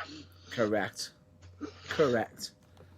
100%. And I thought that her being involved with the Street Profits, a lot of people saying, don't see it. I do. I actually think she's a great addition to Street Profits. Yes. And I am actually happy for her because she's now technically, in a way, got a main roster. Yes, which is fantastic. Well, not the main roster, because technically NXT is the main roster as well, but it's nice to see you know what we mean. It's nice to see her in a position where she can also thrive, getting visual, and much as, okay, she could say, she's with the Street Profits, she's not going to get much wrestling time. She'll just see, be standing there. Still, it can also bring and also I can also see it opening doors for Street Profits in more than one way than you think. Yes, exactly. As for the reason why I think that, we could potentially discuss that at a later date or when it actually does occur, but that could be a topic of discussion at a later date. So don't hold me to it if I forget it. I'm just stating it still opens doors. Just a quick question. Tongue-tied. It's on the brain freeze. Go on. Thingy. The woman we're just talking about. What's her bloody name? Yeah, it's on the tip of my tongue. That's the one. Thank you. Yeah. Sorry. Brain freeze moment. Bianca Belair's finisher. Yeah. What's it called? Why? Is it called the EOD? EOD? Is that what it's called? Not sure. Because doesn't that stand for end of days? Isn't that someone else's thing? Also, reminder, throwback to the past that Angelo Dawkins doesn't want you to remember. Always, whatever they do say, whatever it's called, be it EOD or something else, it's definitely some initials like that. Reminder to Angelo Dawkins when he apparently was the Curse of Greatness and used to use the initials of that like it was something big and clever. True. But he'd rather you didn't forget that. He'd rather you forgot that happened. So let's move swiftly on. Almost as much as a certain thing that you keep reminding me of. Hashtag Booker T's Room of Candles. Damn it! Right, yeah, let's move on to the match which featured the moment of the night. And trust me, the one that followed it, the whole thing was the moment of my entire life in wrestling so far. But this was just the unintentional moment that made the match of the whole night. First things first, though, it was the Fatal 5-Way Elimination match for the WWE SmackDown Women's Championship. And before we get to there, we did both predict the Street Profits to win. And so that's cool, yeah. Anyway, moving on, carry on. Which pitted the champion Bayley against Tamina, Lacey Evans, Naomi, and Sasha Banks. Was this made an elimination match fairly late on? Because I don't remember them saying it in the build-up before, about a week before. I think it was during the last week of it. They decided to do it there and then to make it fair enough. Elimination. Fair enough. That's all good. Now, in the hype up to this, Tamina's been hyped as dominating, vicious, evil. Yes. And that was due to a throw-off comment from Sasha Banks and Bayley saying, Tamina having a chance to win? Really? Yes. And she kicked ass all the way up to it. Get to the show, and who's first eliminated? Get to the show. Okay, yes. Admittedly, you can argue that a little bit of a throwback in that it did take all four of the other women in the match to pin her. But, yeah, that's a bit like saying, yeah, but it's got icing on it when you're served up a dog turd as your birthday cake. Now, it doesn't really excuse it. Deserved much more to this. Yeah, I'm saying her treatment 6 minutes and 35 seconds into the match. Yeah. Which was just... Really? Yeah, it was shabby. It was dreadful. Bad taste. Dreadful, yeah. Poor taste. Anyway, the eliminations came relatively thick and fast. Well, not as thick and as fast as you think. All I'll just say is Tamina was eliminated by all of them by pinfall, which is at 6 minutes and 35, which I believe all of them decided to just deck one with big moves. Yeah. Naomi was eliminated by Sasha Banks by submission at 10 minutes and 20. Yeah. Sasha Banks eliminated by Lacey Evans in the shock of the night. In a confusing segment, because it looked like Bayley pushed Sasha out the way for... Yeah, it looked like Bayley ate the move that Lacey Evans had intended for Sasha Banks, but then Sasha got pinned and Bayley did absolutely nothing to stop it happening. No. I think what it was is, luckily enough, Lacey had enough time to change the move that she was originally going for, because I think the idea was for Bayley to try to push Sasha Banks out the way and possibly inadvertently push her in direction into the women's right. I think that was the original plan, but it didn't go as planned. What ended up happening, she pushed her out the way. Evans decided to change it to a kick and then turn around and decked Sasha Banks there and then. Yes. At which point, because, as much as Sasha could probably turn around and say, hang on, why didn't you do anything? Technically, she'd been booted by Lacey Evans, so... And therefore, she could use the excuse that she was still recovering. Yeah, absolutely. Yeah. Which doesn't bode well for the future, but for the actual future plan, which is what I suggested, which is potentially Bayley versus Sasha Banks in future. Anyway, point being is, at this point, both of us were like, you were already out because you already picked, I believe, Sasha Banks. Yeah. And I'm just there thinking, oh God, it's Lacey Evans and Bayley. Oh, no, this can't be happening. You were thinking. And luckily, it didn't. It didn't. And, even though Sasha Banks was showing arguments with Bayley, saying, I've always been there to defend you, and Sasha Banks ended up getting involved. Yep. And costing Lacey Evans the match, and showing that she's got loyalty with Bayley. Yep. And helping her get the win. And anyway, side notes quickly, and this is a quick side note.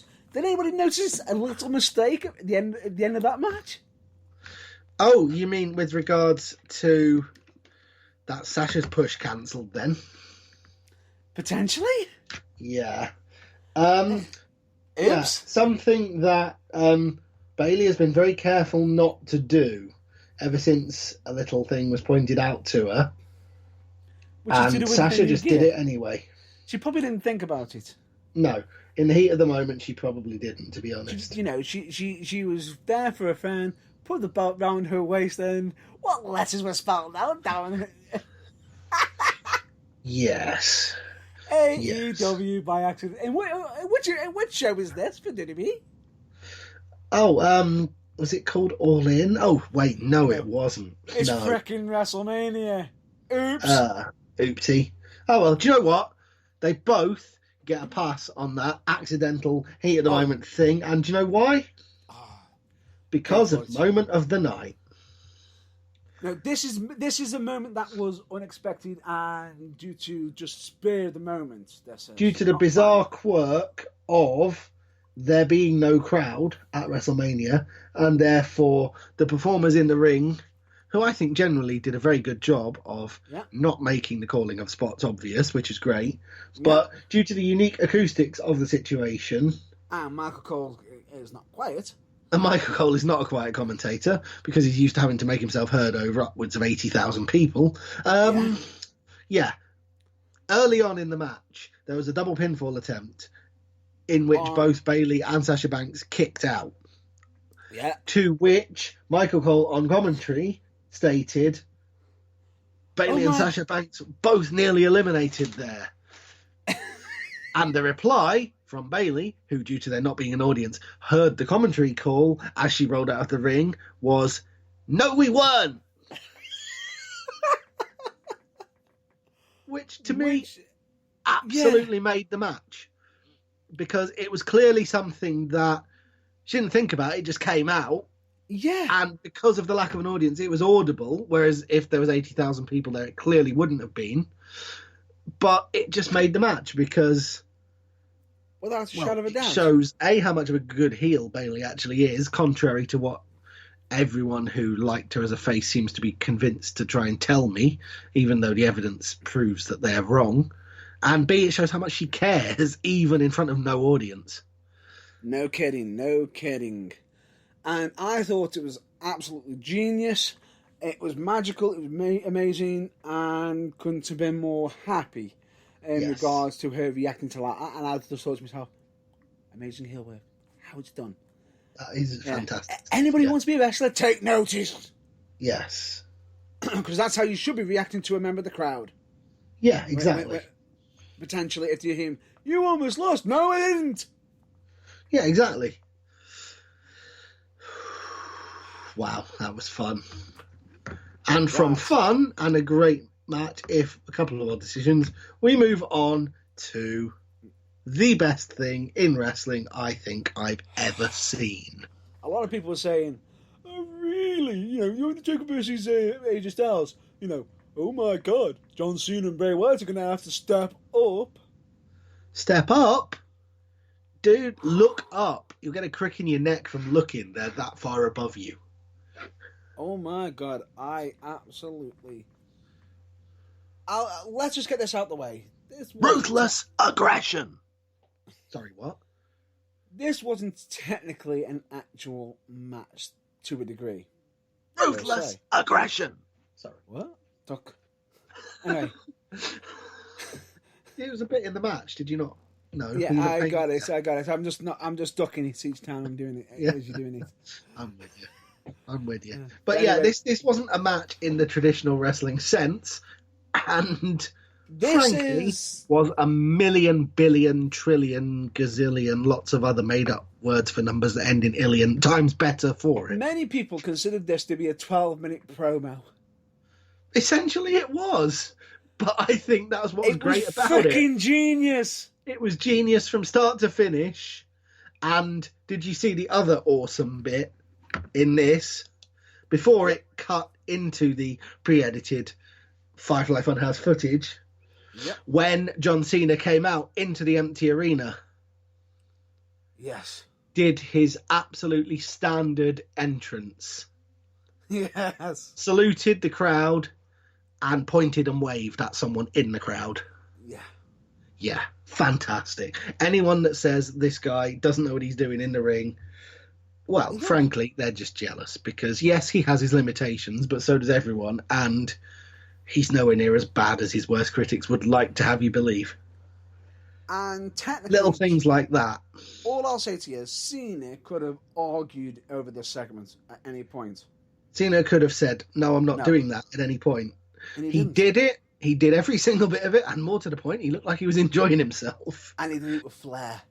Absolute. Ooh, copyright infringement. What? Don't give Charlotte a reason to sue us on top of everything else she's trying to dominate at the minute. Good point. He did it with panache. Panache, razzmatazz. Yes. There we go. It was a fantastic bit of pro wrestling theatre from start to finish. And yeah, I loved it.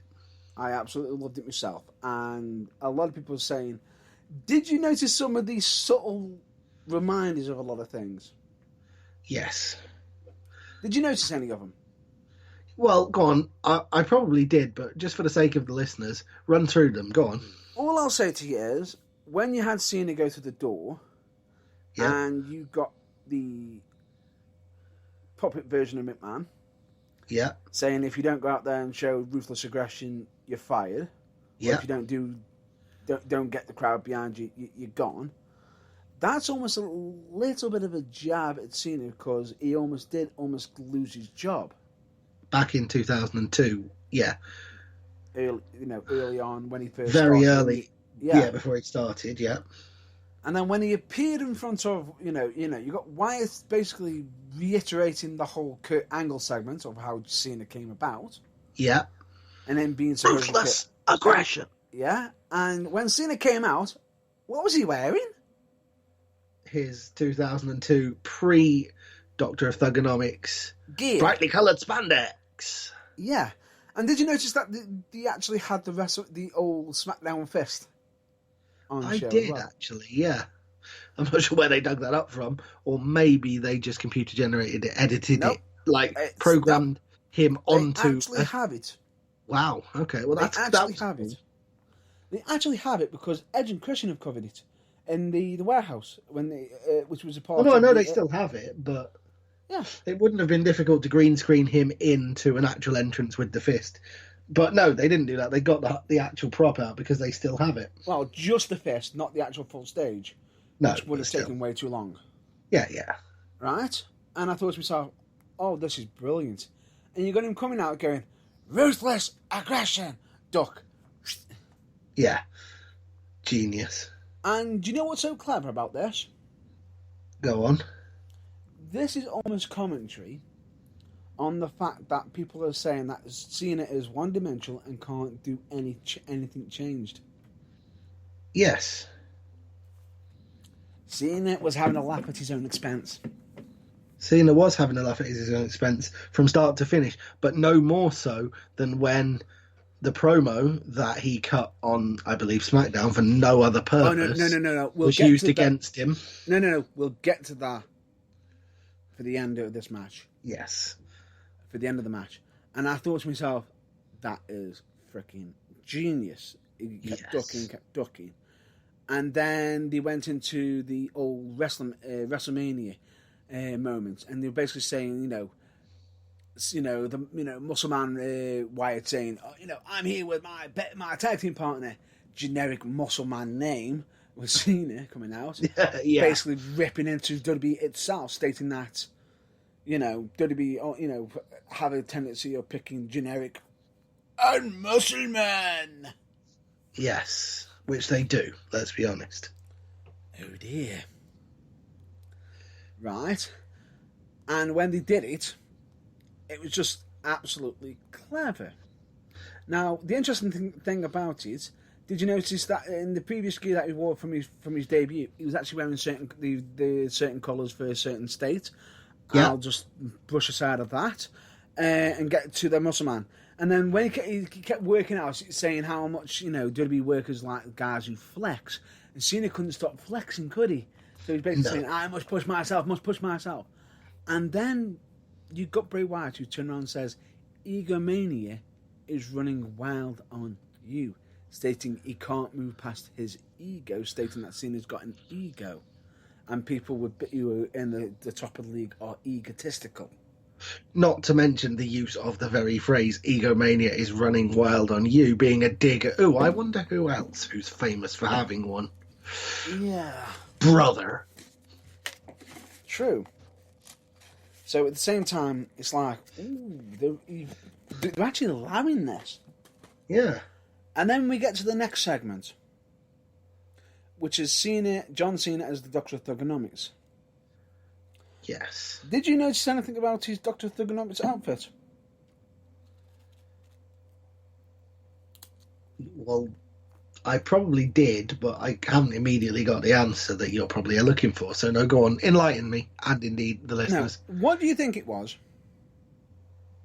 And I'll come out straight. No, I'm just trying to think now. All I'll say to you is, it references a promo that CM Punk did on him. Oh, I see. What was he wearing? An Orlando Magic Nope. basket? No.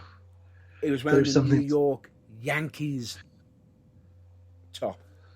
Ah, right, okay. Which references what precisely? Go on. Just When CM Punk turned around and said, you won't call yourself the Boston Red Sox, but you're not. You're furthermore, you are a dynasty. You are the New York Yankees. You are a legacy. For Cena then hitting one. yeah. That's what he's referencing. He's saying, they're referencing that promo. Well, there you go. And then the fact that, throughout his promo, when he's just doing these raps, he just kept throwing, fat jokes and these nuts jokes at Bray Wyatt. Yeah, which was a self-depreciating reference to some of the awful material which he may have supplied himself or may not, that he had to deliver during that period of his career. It wasn't just that. It was also showing how one-dimensional that character could have been. Yes. And it was also a dig at Bray Wyatt, because when he was Husky Harris, a lot of people stated he needed to lose weight as well. Yeah, I'm surprised that this being WWE and their obsession with that sort of thing. No, Bray the reference wasn't made to the Big Show and John Cena's smuggling plums promo. But true. But let's just be grateful he didn't. Yeah. The idea being is they just wanted to just get it over and done with. But then they referenced WrestleMania.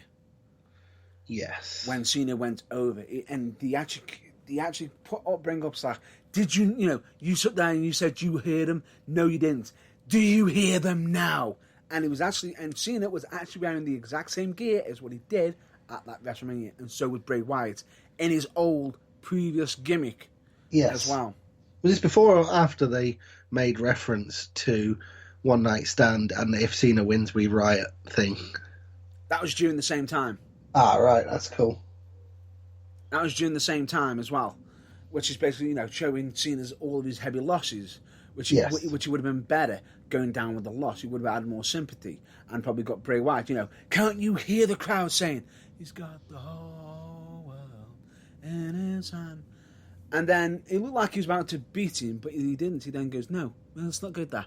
Let's go to the moment where you should have corrected. That needs to actually be corrected, which was he then gives Cena a chair and lays in his hands and say, take the shot. Now, at WrestleMania, Cena didn't take the shot.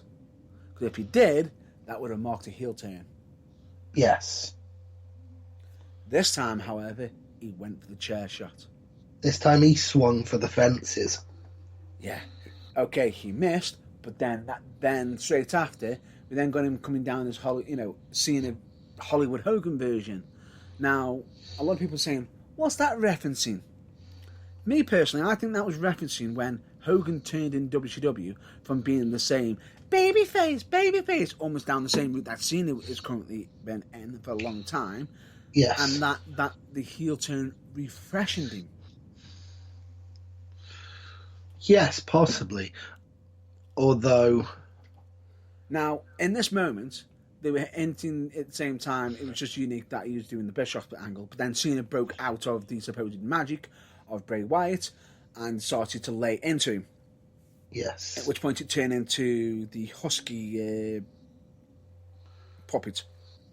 The Husky puppet, which he was beaten down on, and then for him to stand up for then literally the Fiend be behind Cena, choke him out, and as he pins him down, the referee is Bray Wyatt. Yes. He makes the count, and then 1, 2, 3, and good night.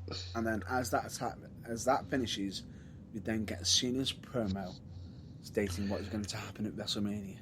So, no, that was when he hit the Sister Abigail before. That's what I'm saying. Yeah. The repeat of the Cena's promo, cut specifically for the purpose on SmackDown, saying that he was here to deal with the most overrated... It replayed after. All right. Just before Cena vanished. It replays where it states Cena is stating that he's going to get rid of the most overhyped, most... overrated, overhyped, forced down our throats, whatever he described. Talent in WWE history, which he was describing Bray Wyatt as, even though technically he could could be used here, it could have very well been be him. talking about himself. Yes. Yeah. Absolute genius. The result that we wanted. All I'll say to you is, and then straight after, we actually missed an extra match off, actually, I just realised. We did? Yeah. I'll glance over it quickly straight after, because if you noticed, the host of WrestleMania changed, didn't it? Yes. Oh, yes, we did, absolutely, yeah. I know. We missed off the legitimization of the 24/7 championship. most legitimate heavyweight championship in WWE. Oh, wait. the 24/7 champion, R-Truth, getting pinned by Mojo Rawley on night 1. Yep. And then on night 2, the Gronk decided to jump off the stage onto everybody and pin he's Mojo Rawley and nick the 24/7 champion and win out the night. And because he was meant to be the host, they ended up switching the host over to Titus Worldwide. Titus O'Neil. Which I was actually happy for. However, Titus's reaction to the Fiend match was absolutely genius. Absolutely priceless. What did I just say? Yeah. Which was what it needed to be. Perfect. Move on to the main event. Perfect. The, in inverted commas, main event. Singles match for the WWE Championship, pitting Brock Lesnar with Paul Heyman against Royal Rumble winner Drew McIntyre. Right, the chosen one! Wait, no, before we get into this match, I've got to cover 2 things right now.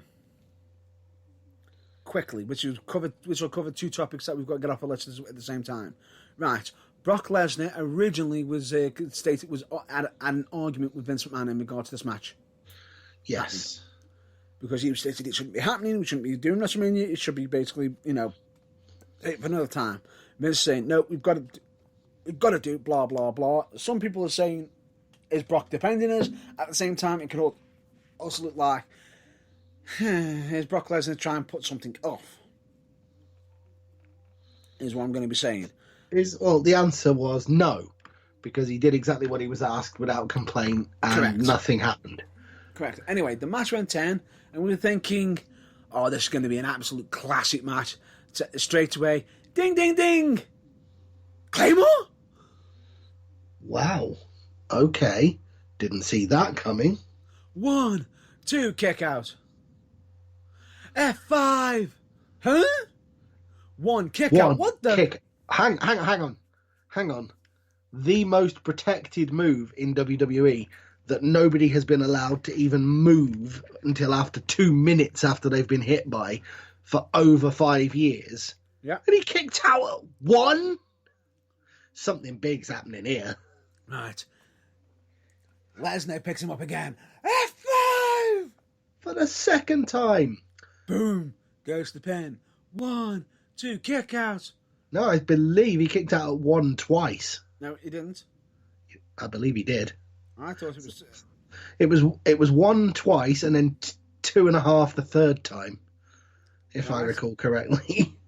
And I'm thinking, no, it was twice because it was close. Because I'm thinking that, because I was thinking to myself, it's twice. If he goes for it again, that's going to be signifying 3. He's going to up for it, and he's hit it for the 3rd time. Oh my good lord! And here we go. Drew McIntyre is going to be losing. 1, 2, 3. No! Kick out. And then you hear Paul Heyman state from ringside, loud enough to everyone to hear it, keep F5ing him. He ain't going to keep kicking out forever. At which point, as he goes for that 4th one, and I'm thinking to myself, he's going to hit it, isn't he? It's going to be over. No. Yeah. Push off. Push. Boof. Claymore! He's down. Oh my God, he's down. He's down. Pin him. No. He's going to pin him. He's going for another one. Claymore! Oh my God, pin him. No, why are you pinning him? Please don't let him pick. Don't go for that 3rd one. He'll stop you. He'll F5 you. And he hits the 3rd Claymore. And I'm like, Jesus Christ. Right? He then goes to the pin. 1, 2, 3. Yes! The metaphorical, because there's no actual crowd to do it, roof comes off the place. Now, hang on. That formula sounds familiar. Yes. Where have we seen that formula? Oh, that was right. The night before. Yes. The only difference is in this one is that Brock Lesnar threw in an extra German or 2. Yeah, essentially, both of WWE's heavyweight championship main titles. Well, I did say before that this was the ascension of the 24/7 title to the status as WWE's main championship. Yep. Because both those matches, oh my dear lord. I appreciate they were done for a reason and they served a purpose, but click, copy, paste, hashtag bullshit. Now, supposedly, what pisses me off with this is, by the way, another reason why Charlotte might have won is because technically, if you notice throughout the entire show, near enough a lot of faces won in their matches, with the exception to Bayley. Yes. Right? Ben still thinks Charlotte's a face, supposedly. Which is wrong on so many levels, because she's fucking not. Anyway, let's get back to it, shall we? Yes. Anyway, the point being is, what I thought was so stupid in regards to this is, it's just, I thought to myself, Drew could have had a crowning moment there, an absolutely entertaining match. Instead, it was a short match. Is that because Brock can't go the distance anymore? Mere speculation, but who's to honestly say? It might be. And if that's the case, he can't do it, then fair enough. Hats off to you, Lesnar, if you can't do it anymore. If you could have done, you've just done Drew McIntyre a disservice. If you can't, however, hats off to you for doing the right thing and dropping the title to someone who can. Yeah.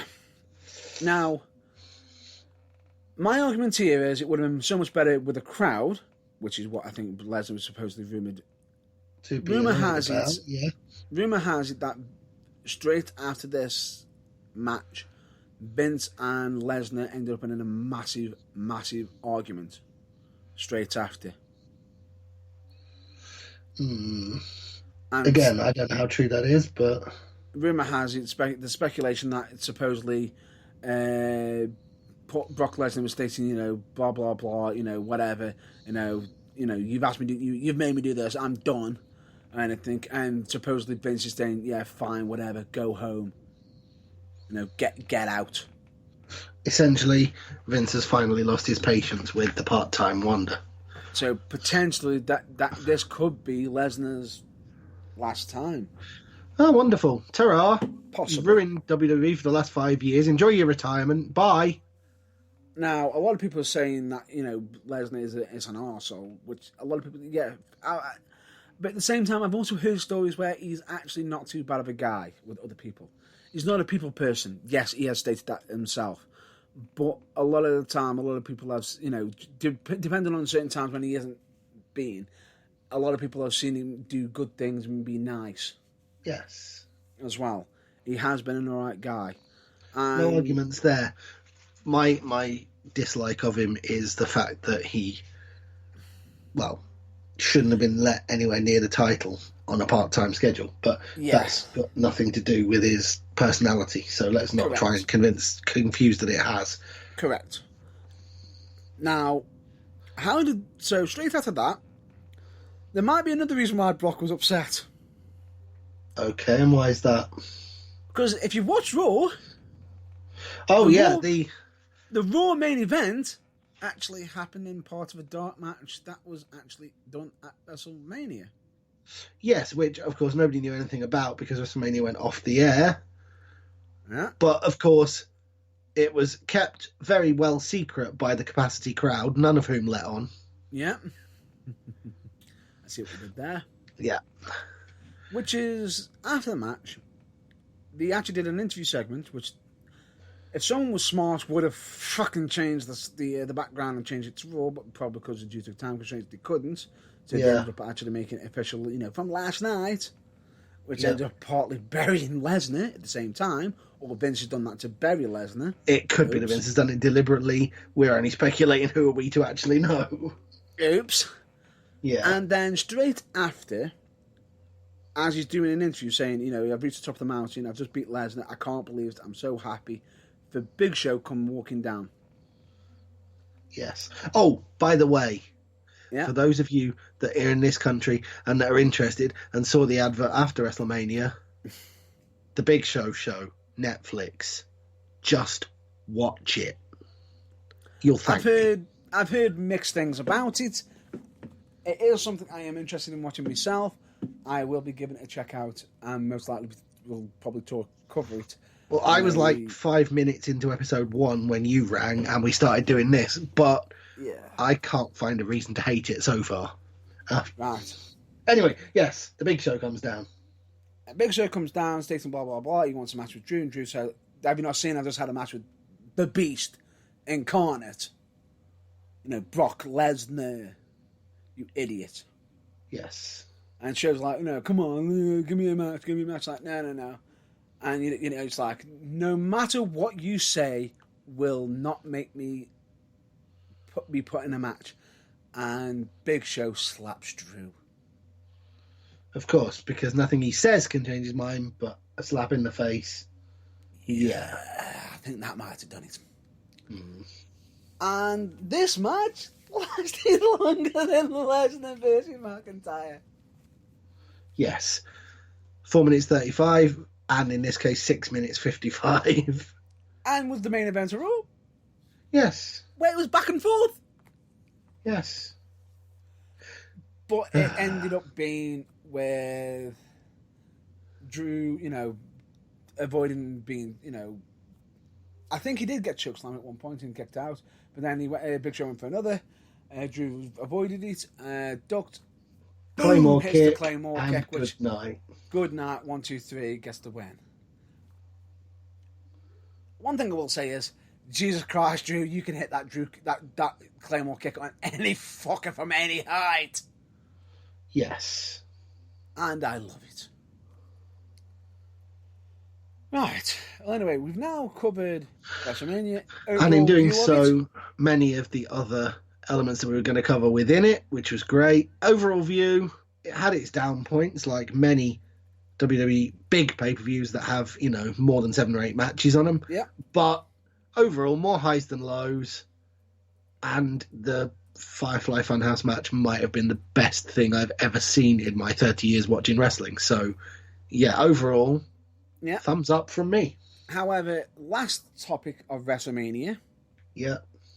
Which is, before Drew went out against Lesnar, Drew had actually got himself mentally ready. Because he thought, yes, it is Brock, right? And Brock has been arguing with Vince over let's cancel putting the match on and everything. I think Drew thought, is Lesnar going to go in for business for himself? The thought never crossed my mind, but okay, yeah. So when you look at that moment, when you see Lesnar and Drew face to face in the ring at WrestleMania, Drew in his own mind, it's like, you go for it, you go for the change. I'm gonna knock your teeth down your throat. Drew was ready to fight Lesnar. Legitimately. Yeah. And if it's true that what they did was the absolute limit of what Lesnar could do, gotta be honest, and this is the first time I've said this, I don't like Lesnar's chances. A very, very hungry and, basically driven Drew McIntyre, who's got brought into WWE as the chosen one, dropped into nothing, got made a member of 3MB. Oh, and yeah, the very thing that made me convinced that he was going to win was the little telltale thing in his build-up promo. Yeah? Where he said, I'll be damned if I'm going to be remembered as an idiot playing air guitar. Yeah. And at which point, you could joke aside about it, yeah, okay. And then he pretty much, went off into the independents, made a damn well name for himself, got back onto the radar, and is at the peak of the pinnacle. Made a name for himself in NXT, got injured, which derailed him somewhat, but kept going, came back, fought his way through god-awful booking on his initial return to Raw, and made it to the point where they couldn't ignore him anymore. So hats off to him. And are you ready for this? Yep. I've got to say this now because some people have pointed this out on the internet. What? Is there going to be a future World Championship for the third member? Well, it would be 'Cause nice, he's wouldn't got it? kids. It would be nice, wouldn't it? If you consider that he's now the only member of three-man band that hasn't held a world championship in WWE. Or a singles championship? No, I don't know. He hasn't been 24/7 champion, has he? So I don't think so, no. No. There you go. In case anyone's wondering what we're on about, Jinder Mahal has won WWE Championship. Drew McIntyre has won the WWE Championship. But the man who's got kids and the former leader of three-man band is a former tag team champion with Rhino. Yeah. But he hasn't won a singles title yet. No. But he's got kids. Yeah. And is he lined up for a WWE Championship? And someone put a picture of, Jinder with his champion when he had the WWE Championship, Drew holding it up, and the Glorious Mouse Ways literally thanking the crowd, saying, "Oh my God, look at the camera, going, thank you." Yes. And then you've got Heath Slater in the third picture, arms open, go, "I've got kids. Am I next?" Which is hilarious. It really is. And on a similarly random but necessary note, I would just like to say congratulations to Scotland. Yes. A country of, just over 5 million people that currently has 5 world champions in WWE. 5. Yeah. 5. Yeah. I know. What's his name? Is it no, not Mark Coffey. Yes. Yes, Mark Coffey and Wolfgang, NXT Tag Team Champions. Yep. Nikki Cross, Women's Tag Team Champion. Kaylee Ray, NXT UK Women's Champion. And now Drew McIntyre, WWE Champion. That's some ratio. That really is. If you bear in mind, I think there were only about 6 Scottish people in WWE. And take into account that I lied, it's about 10, but yeah. A lot of people, and Jack Gallagher pointed this out, Drew is Scottish, and yet people of Britain will declare him as the first official UK champion. First official British WWE champion, yes. And the second he loses it, he'll be back to being a Scottish, not British. Yeah, which is ridiculous. It's the Andy Murray curse, and it doesn't need to happen. Which is what gentleman Jack Gallagher stated. Yes. Quick question as well. How is it with the huge history of awesome people from England who have been wrestlers, who have been champions all over the world, that the list of countries that have had WWE World Champions before England includes India, Ireland, Scotland, and Ghana? And? You know what I mean? It's like none of them are particularly renowned for being absolute world hotspots of wrestling like the UK is, or like England is. And yet, nobody has ever, from England, managed to, put all the elements together at the right time and rise to the top. And the point I'm trying to make here is I think that's massively disappointing and it needs to be fixed. It has been fixed. Are you listening, Nick Aldis? Come in, we need you.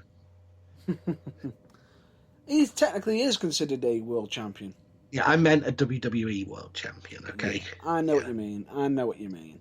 But anyway, that's the basically review of WrestleMania and a little bit of Raw. Let's get on to our two final topics. Yeah, we really should, because we need to wrap this up. So, technically non-WrestleMania, which is top guys have been released from WWE. Top guys out of the door. Yeah. Which is, frankly, terrifying. And I actually did not expect this to happen. No. Anytime soon. Especially seeing as one of them was linked with helping Edge return to the wrestling ring. Yes. And it was even presented on the interview, on the 24/7 documentary, that was, I believe, played before WrestleMania. Yes.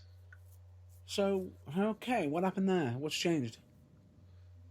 In case anybody wants to know who we're referring to,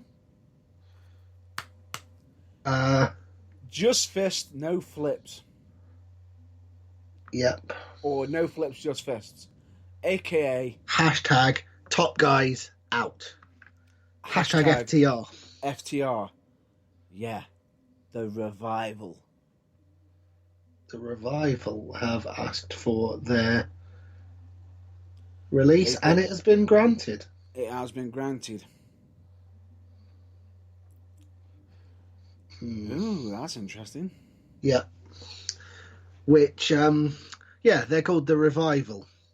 Therefore, give it 90 days. I think that's the no-compete clause, isn't it? 30. Oh, okay. Give it 30 days, and then... Oh, no, it might be 90. For direct competition, I think it's 90 days. 90 days. Yeah. In now 89 days' time, expect, I don't know, the Awakening, the Resurgence, any other thesaurus synonym for Revival, the Resurrection, to appear on AEW television. Saying, FTR, boys, FTR. Yep. And in doing so, I think we had different opinions on how they would do it. I think they're going to outright attack the Young Bucks.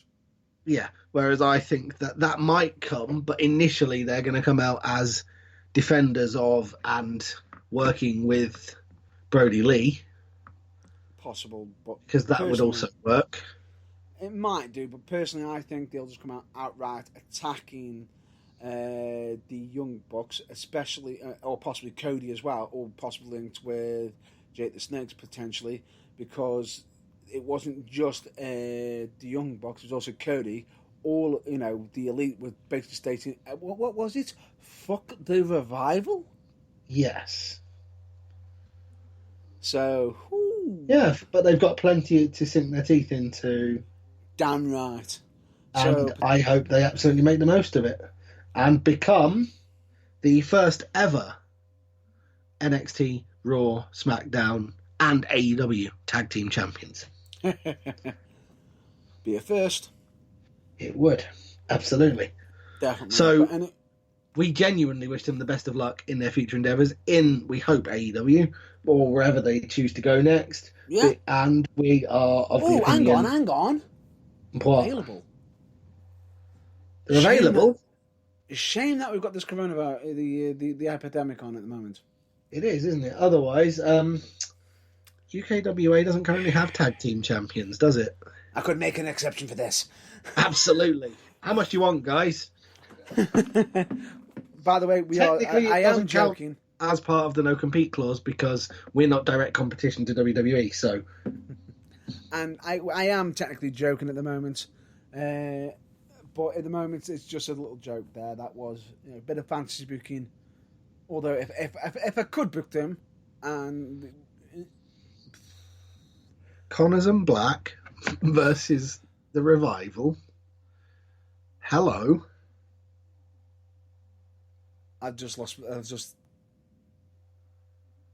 Good Lord. Hashtag if only.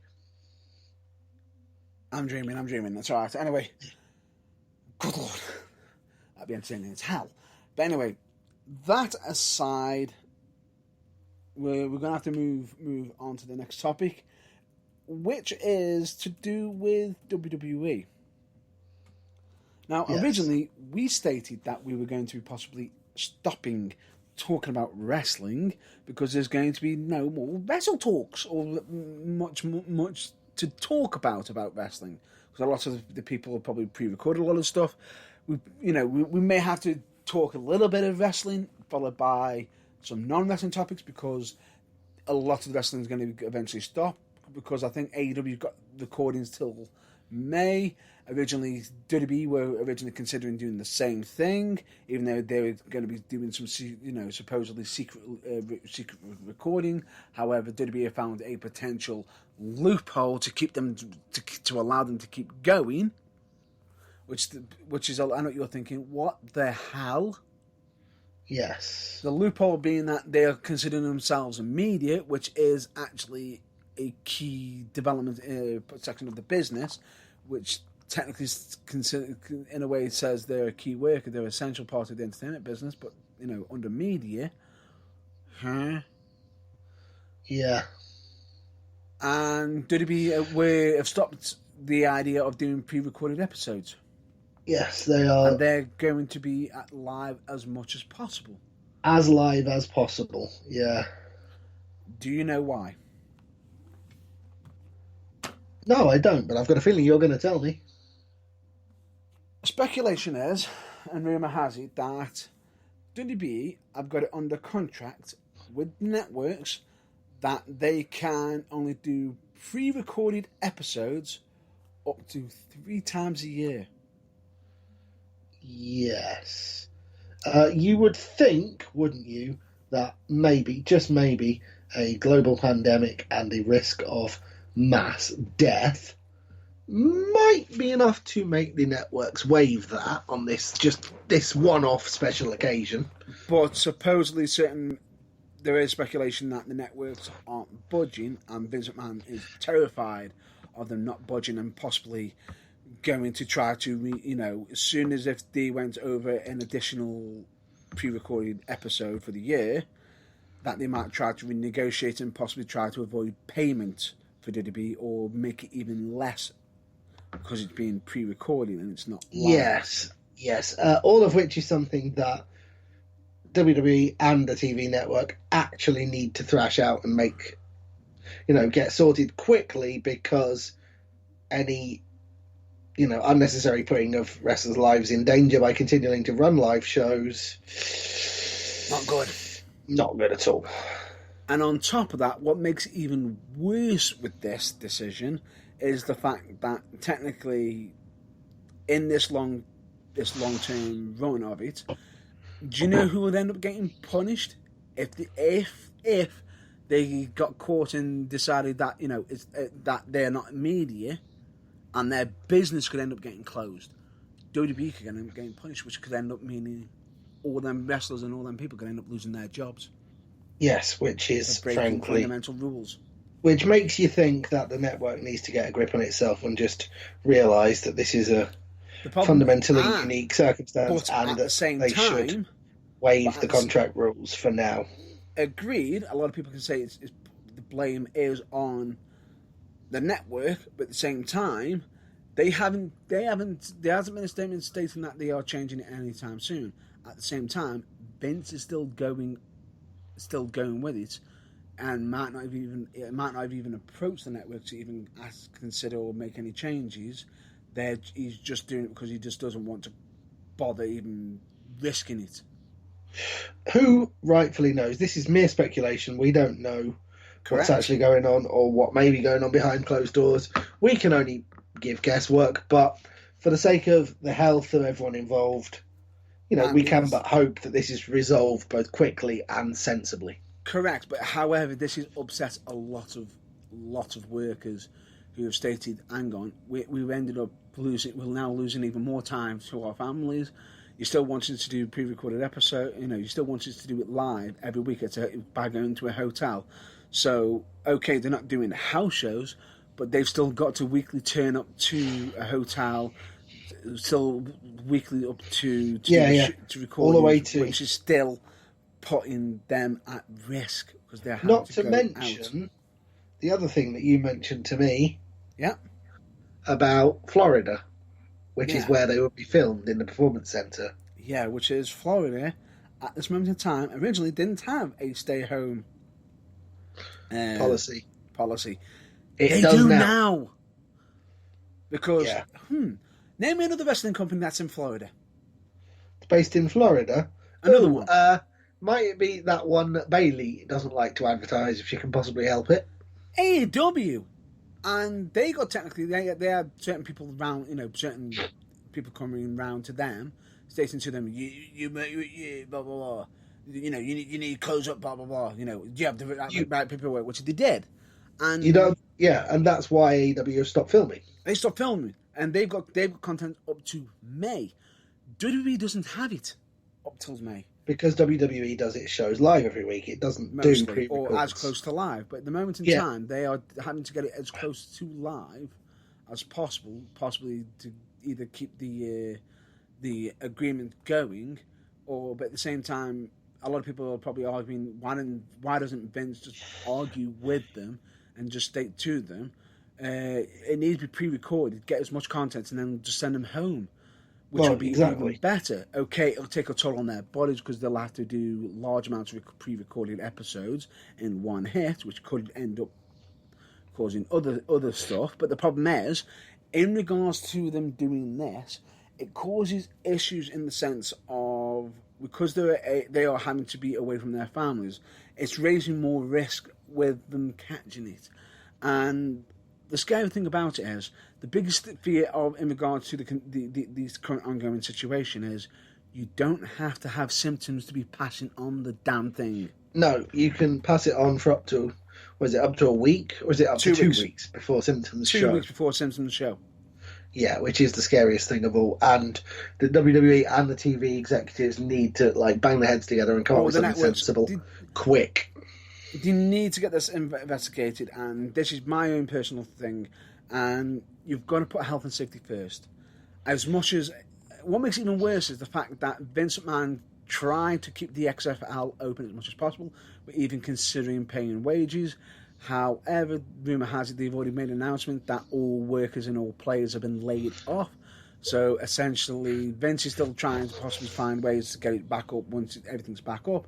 Back running for the time being, to salvage something so that when this is all over, it can be reborn. However, with a statement stating that all workers and players are laid off, meaning they're fired. Yeah, that's not looking likely all of a sudden, and that's worrying. How bad is that going to look when, if he comes back into his, remember when we fired you, we won't bring you back. I don't think they're going to be jumping at the seats saying, yeah, we'll come back so you can fire us again. Yeah, because I take it from the wording that it was basically like, you've been released, rather than you've been put on, what do you call it? I believe the statements, what was it I stated just? They have been let go. Yeah, so they've not been kept on retainer or whatever it is they can do with the government that's bad. Yeah.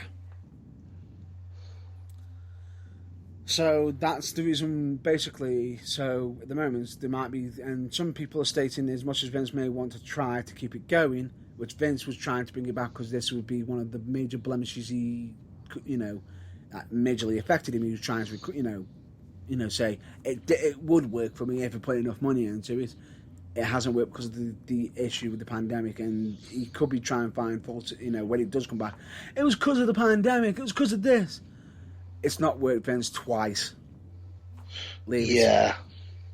It's just an idea that's just determined Stop costing you money. Stop throwing money at something that's not working. As much as you could turn around and say the second time the pandemic, it did, because of the pandemic.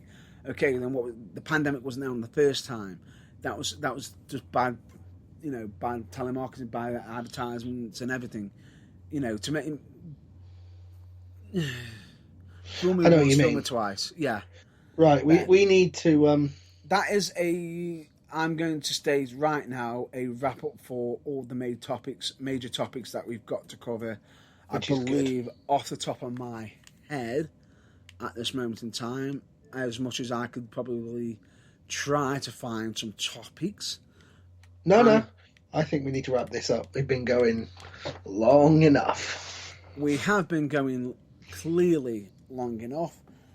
So with that, that's going to be a wrap up for this week's episode. I'm just going to, and as we stated, I know we didn't state it at the start of the episode that we are actually pre-recorded, because this has been officially recorded on the 11th of the 4th, 2020, so the day before we normally go live. Yep. Yes, this is a pre-recorded episode. This is due to time constraints. We do apologise for it. but it does mean it'll be guaranteed to be out on time. Yes, it means it's out on time. It means we've got it done, and it means that you are guaranteed something to listen to. Yeah, so you're probably listening to this on time and probably just wondering how come, in regards to, but let's just state this anyway. I'm just going to move on now onto the plugs, which is straight away we recommend you check out UKWA, also known as UK Wrestling Alliance.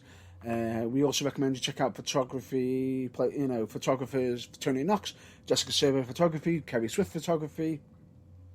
They do amazing work. For all videography needs, please check out BA Productions and SW Video. For charities, we recommend you check out charities like Changes for Health and Wellbeing, Changes Recovery Radio, Mind, Messy for Mind, Donald Wees, Hospice for Care for Children and Young People, Cancer Research UK, because the information that they have on there could prove vital and massively could end up helping you save yourself or somebody else. The information could prove massively useful, you never know. We of course also recommend you check out the light side of wrestling by checking out Botchamania. You're welcome, Matthew, and of course WrestleCrap.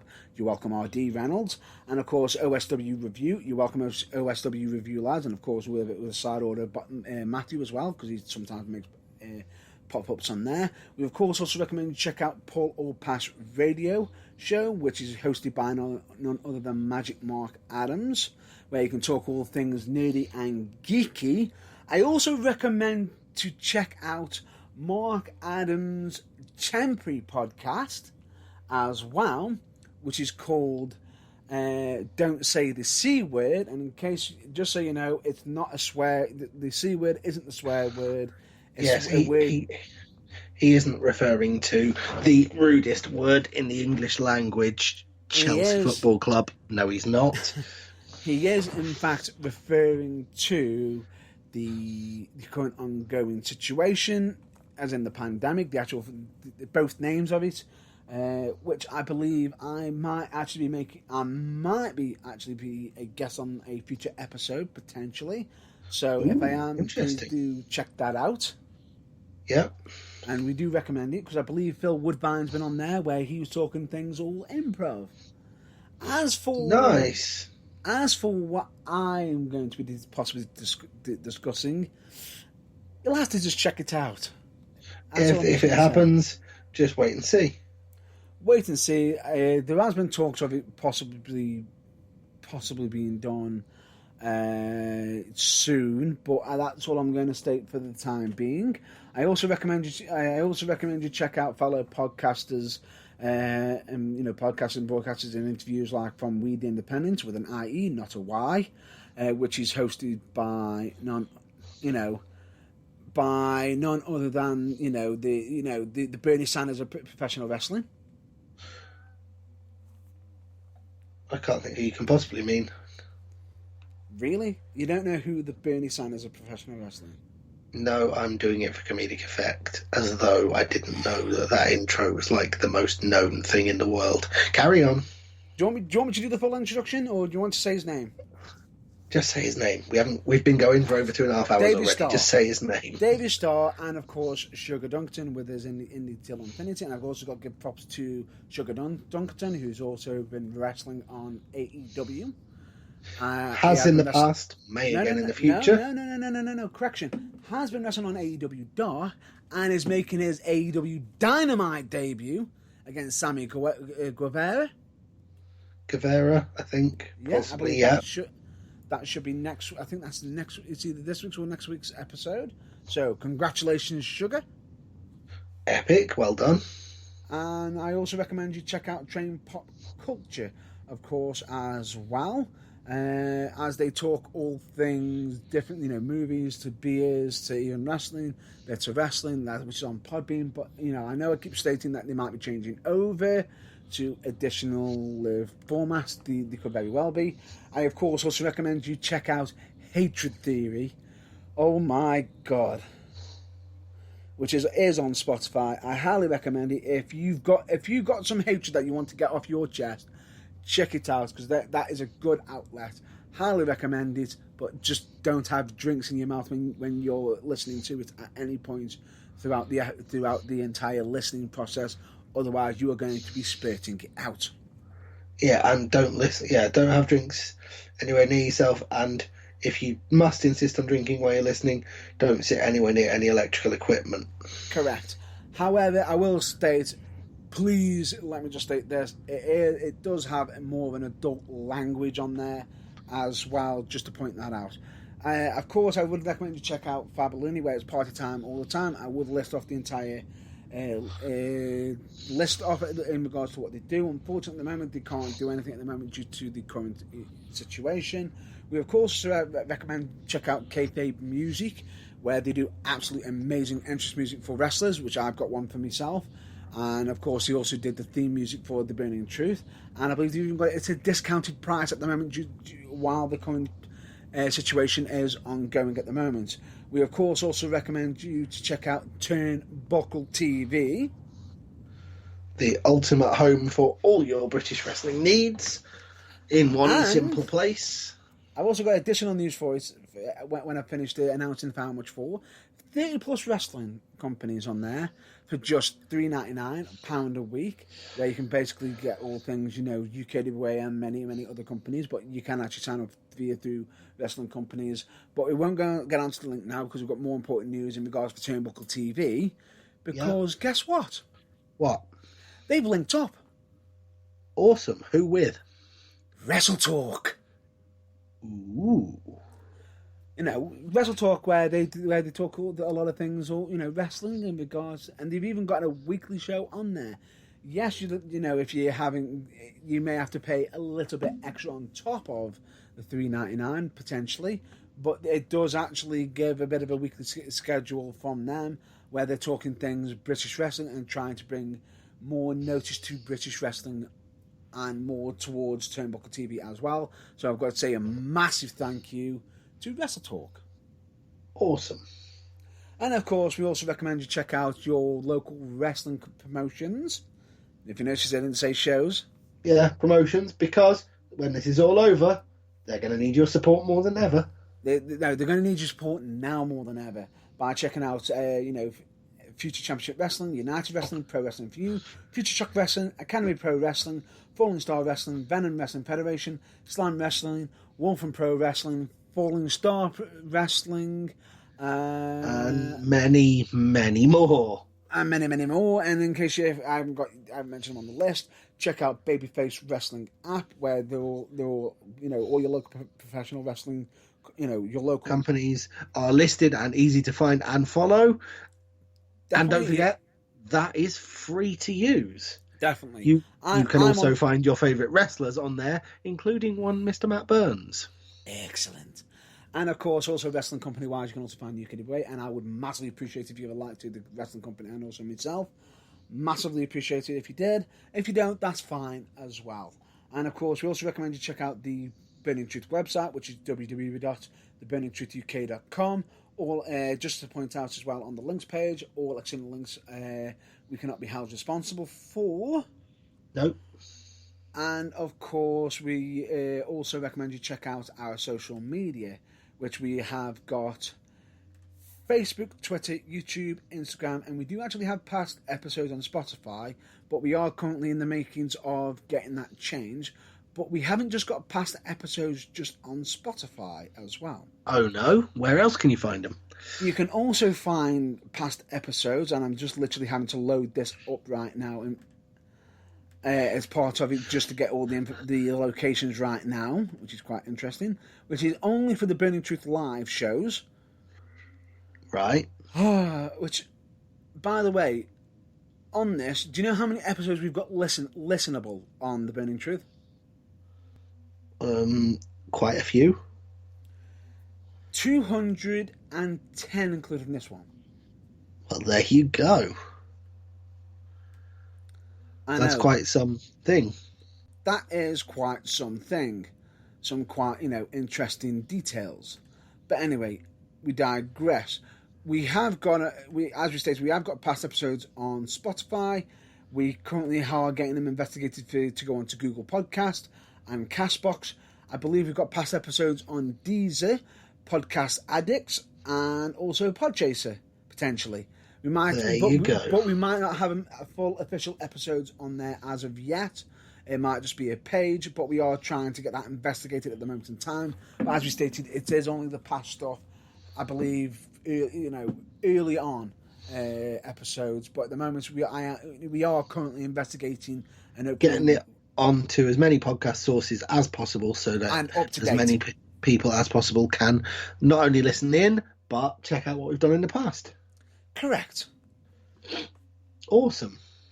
And with all of that being said, that's a wrap up for this week. So with that, I'm just going to do the usual mental health message right now and just state the following. If you are having trouble or having issues and you're not okay at this moment in time, do not worry. It is okay to be not okay, but do seek additional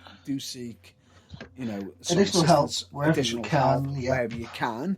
And just so you know, asking for help isn't a weakness, and you could very well find out that you've got more people caring for you and you are more loved than you ever realise, because the ones that are close to you may already know that you are currently not in a good place but are waiting for you to tell them. So with all of that, mental health is just as important as physical.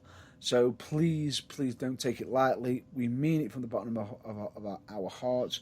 We do recommend you all please stay well, stay safe, and hopefully we'll catch you in the next episode, which possibly most likely will be next week. But we'll let you know in plenty of time on social media if not. Correct. And until then, we of course also recommend you to check out local wrestling promotions, and of course also check up on your loved ones, your family and colleagues as well. Because but remember to do it from a safe distance. Yes, be it either a text message, a phone call, and everything, it never hurts. So until then, I can only say thank you for listening to this episode. We'll hopefully catch you soon. Until then, I'll hope to see you at the next episode. Until then, catch you later. Goodbye.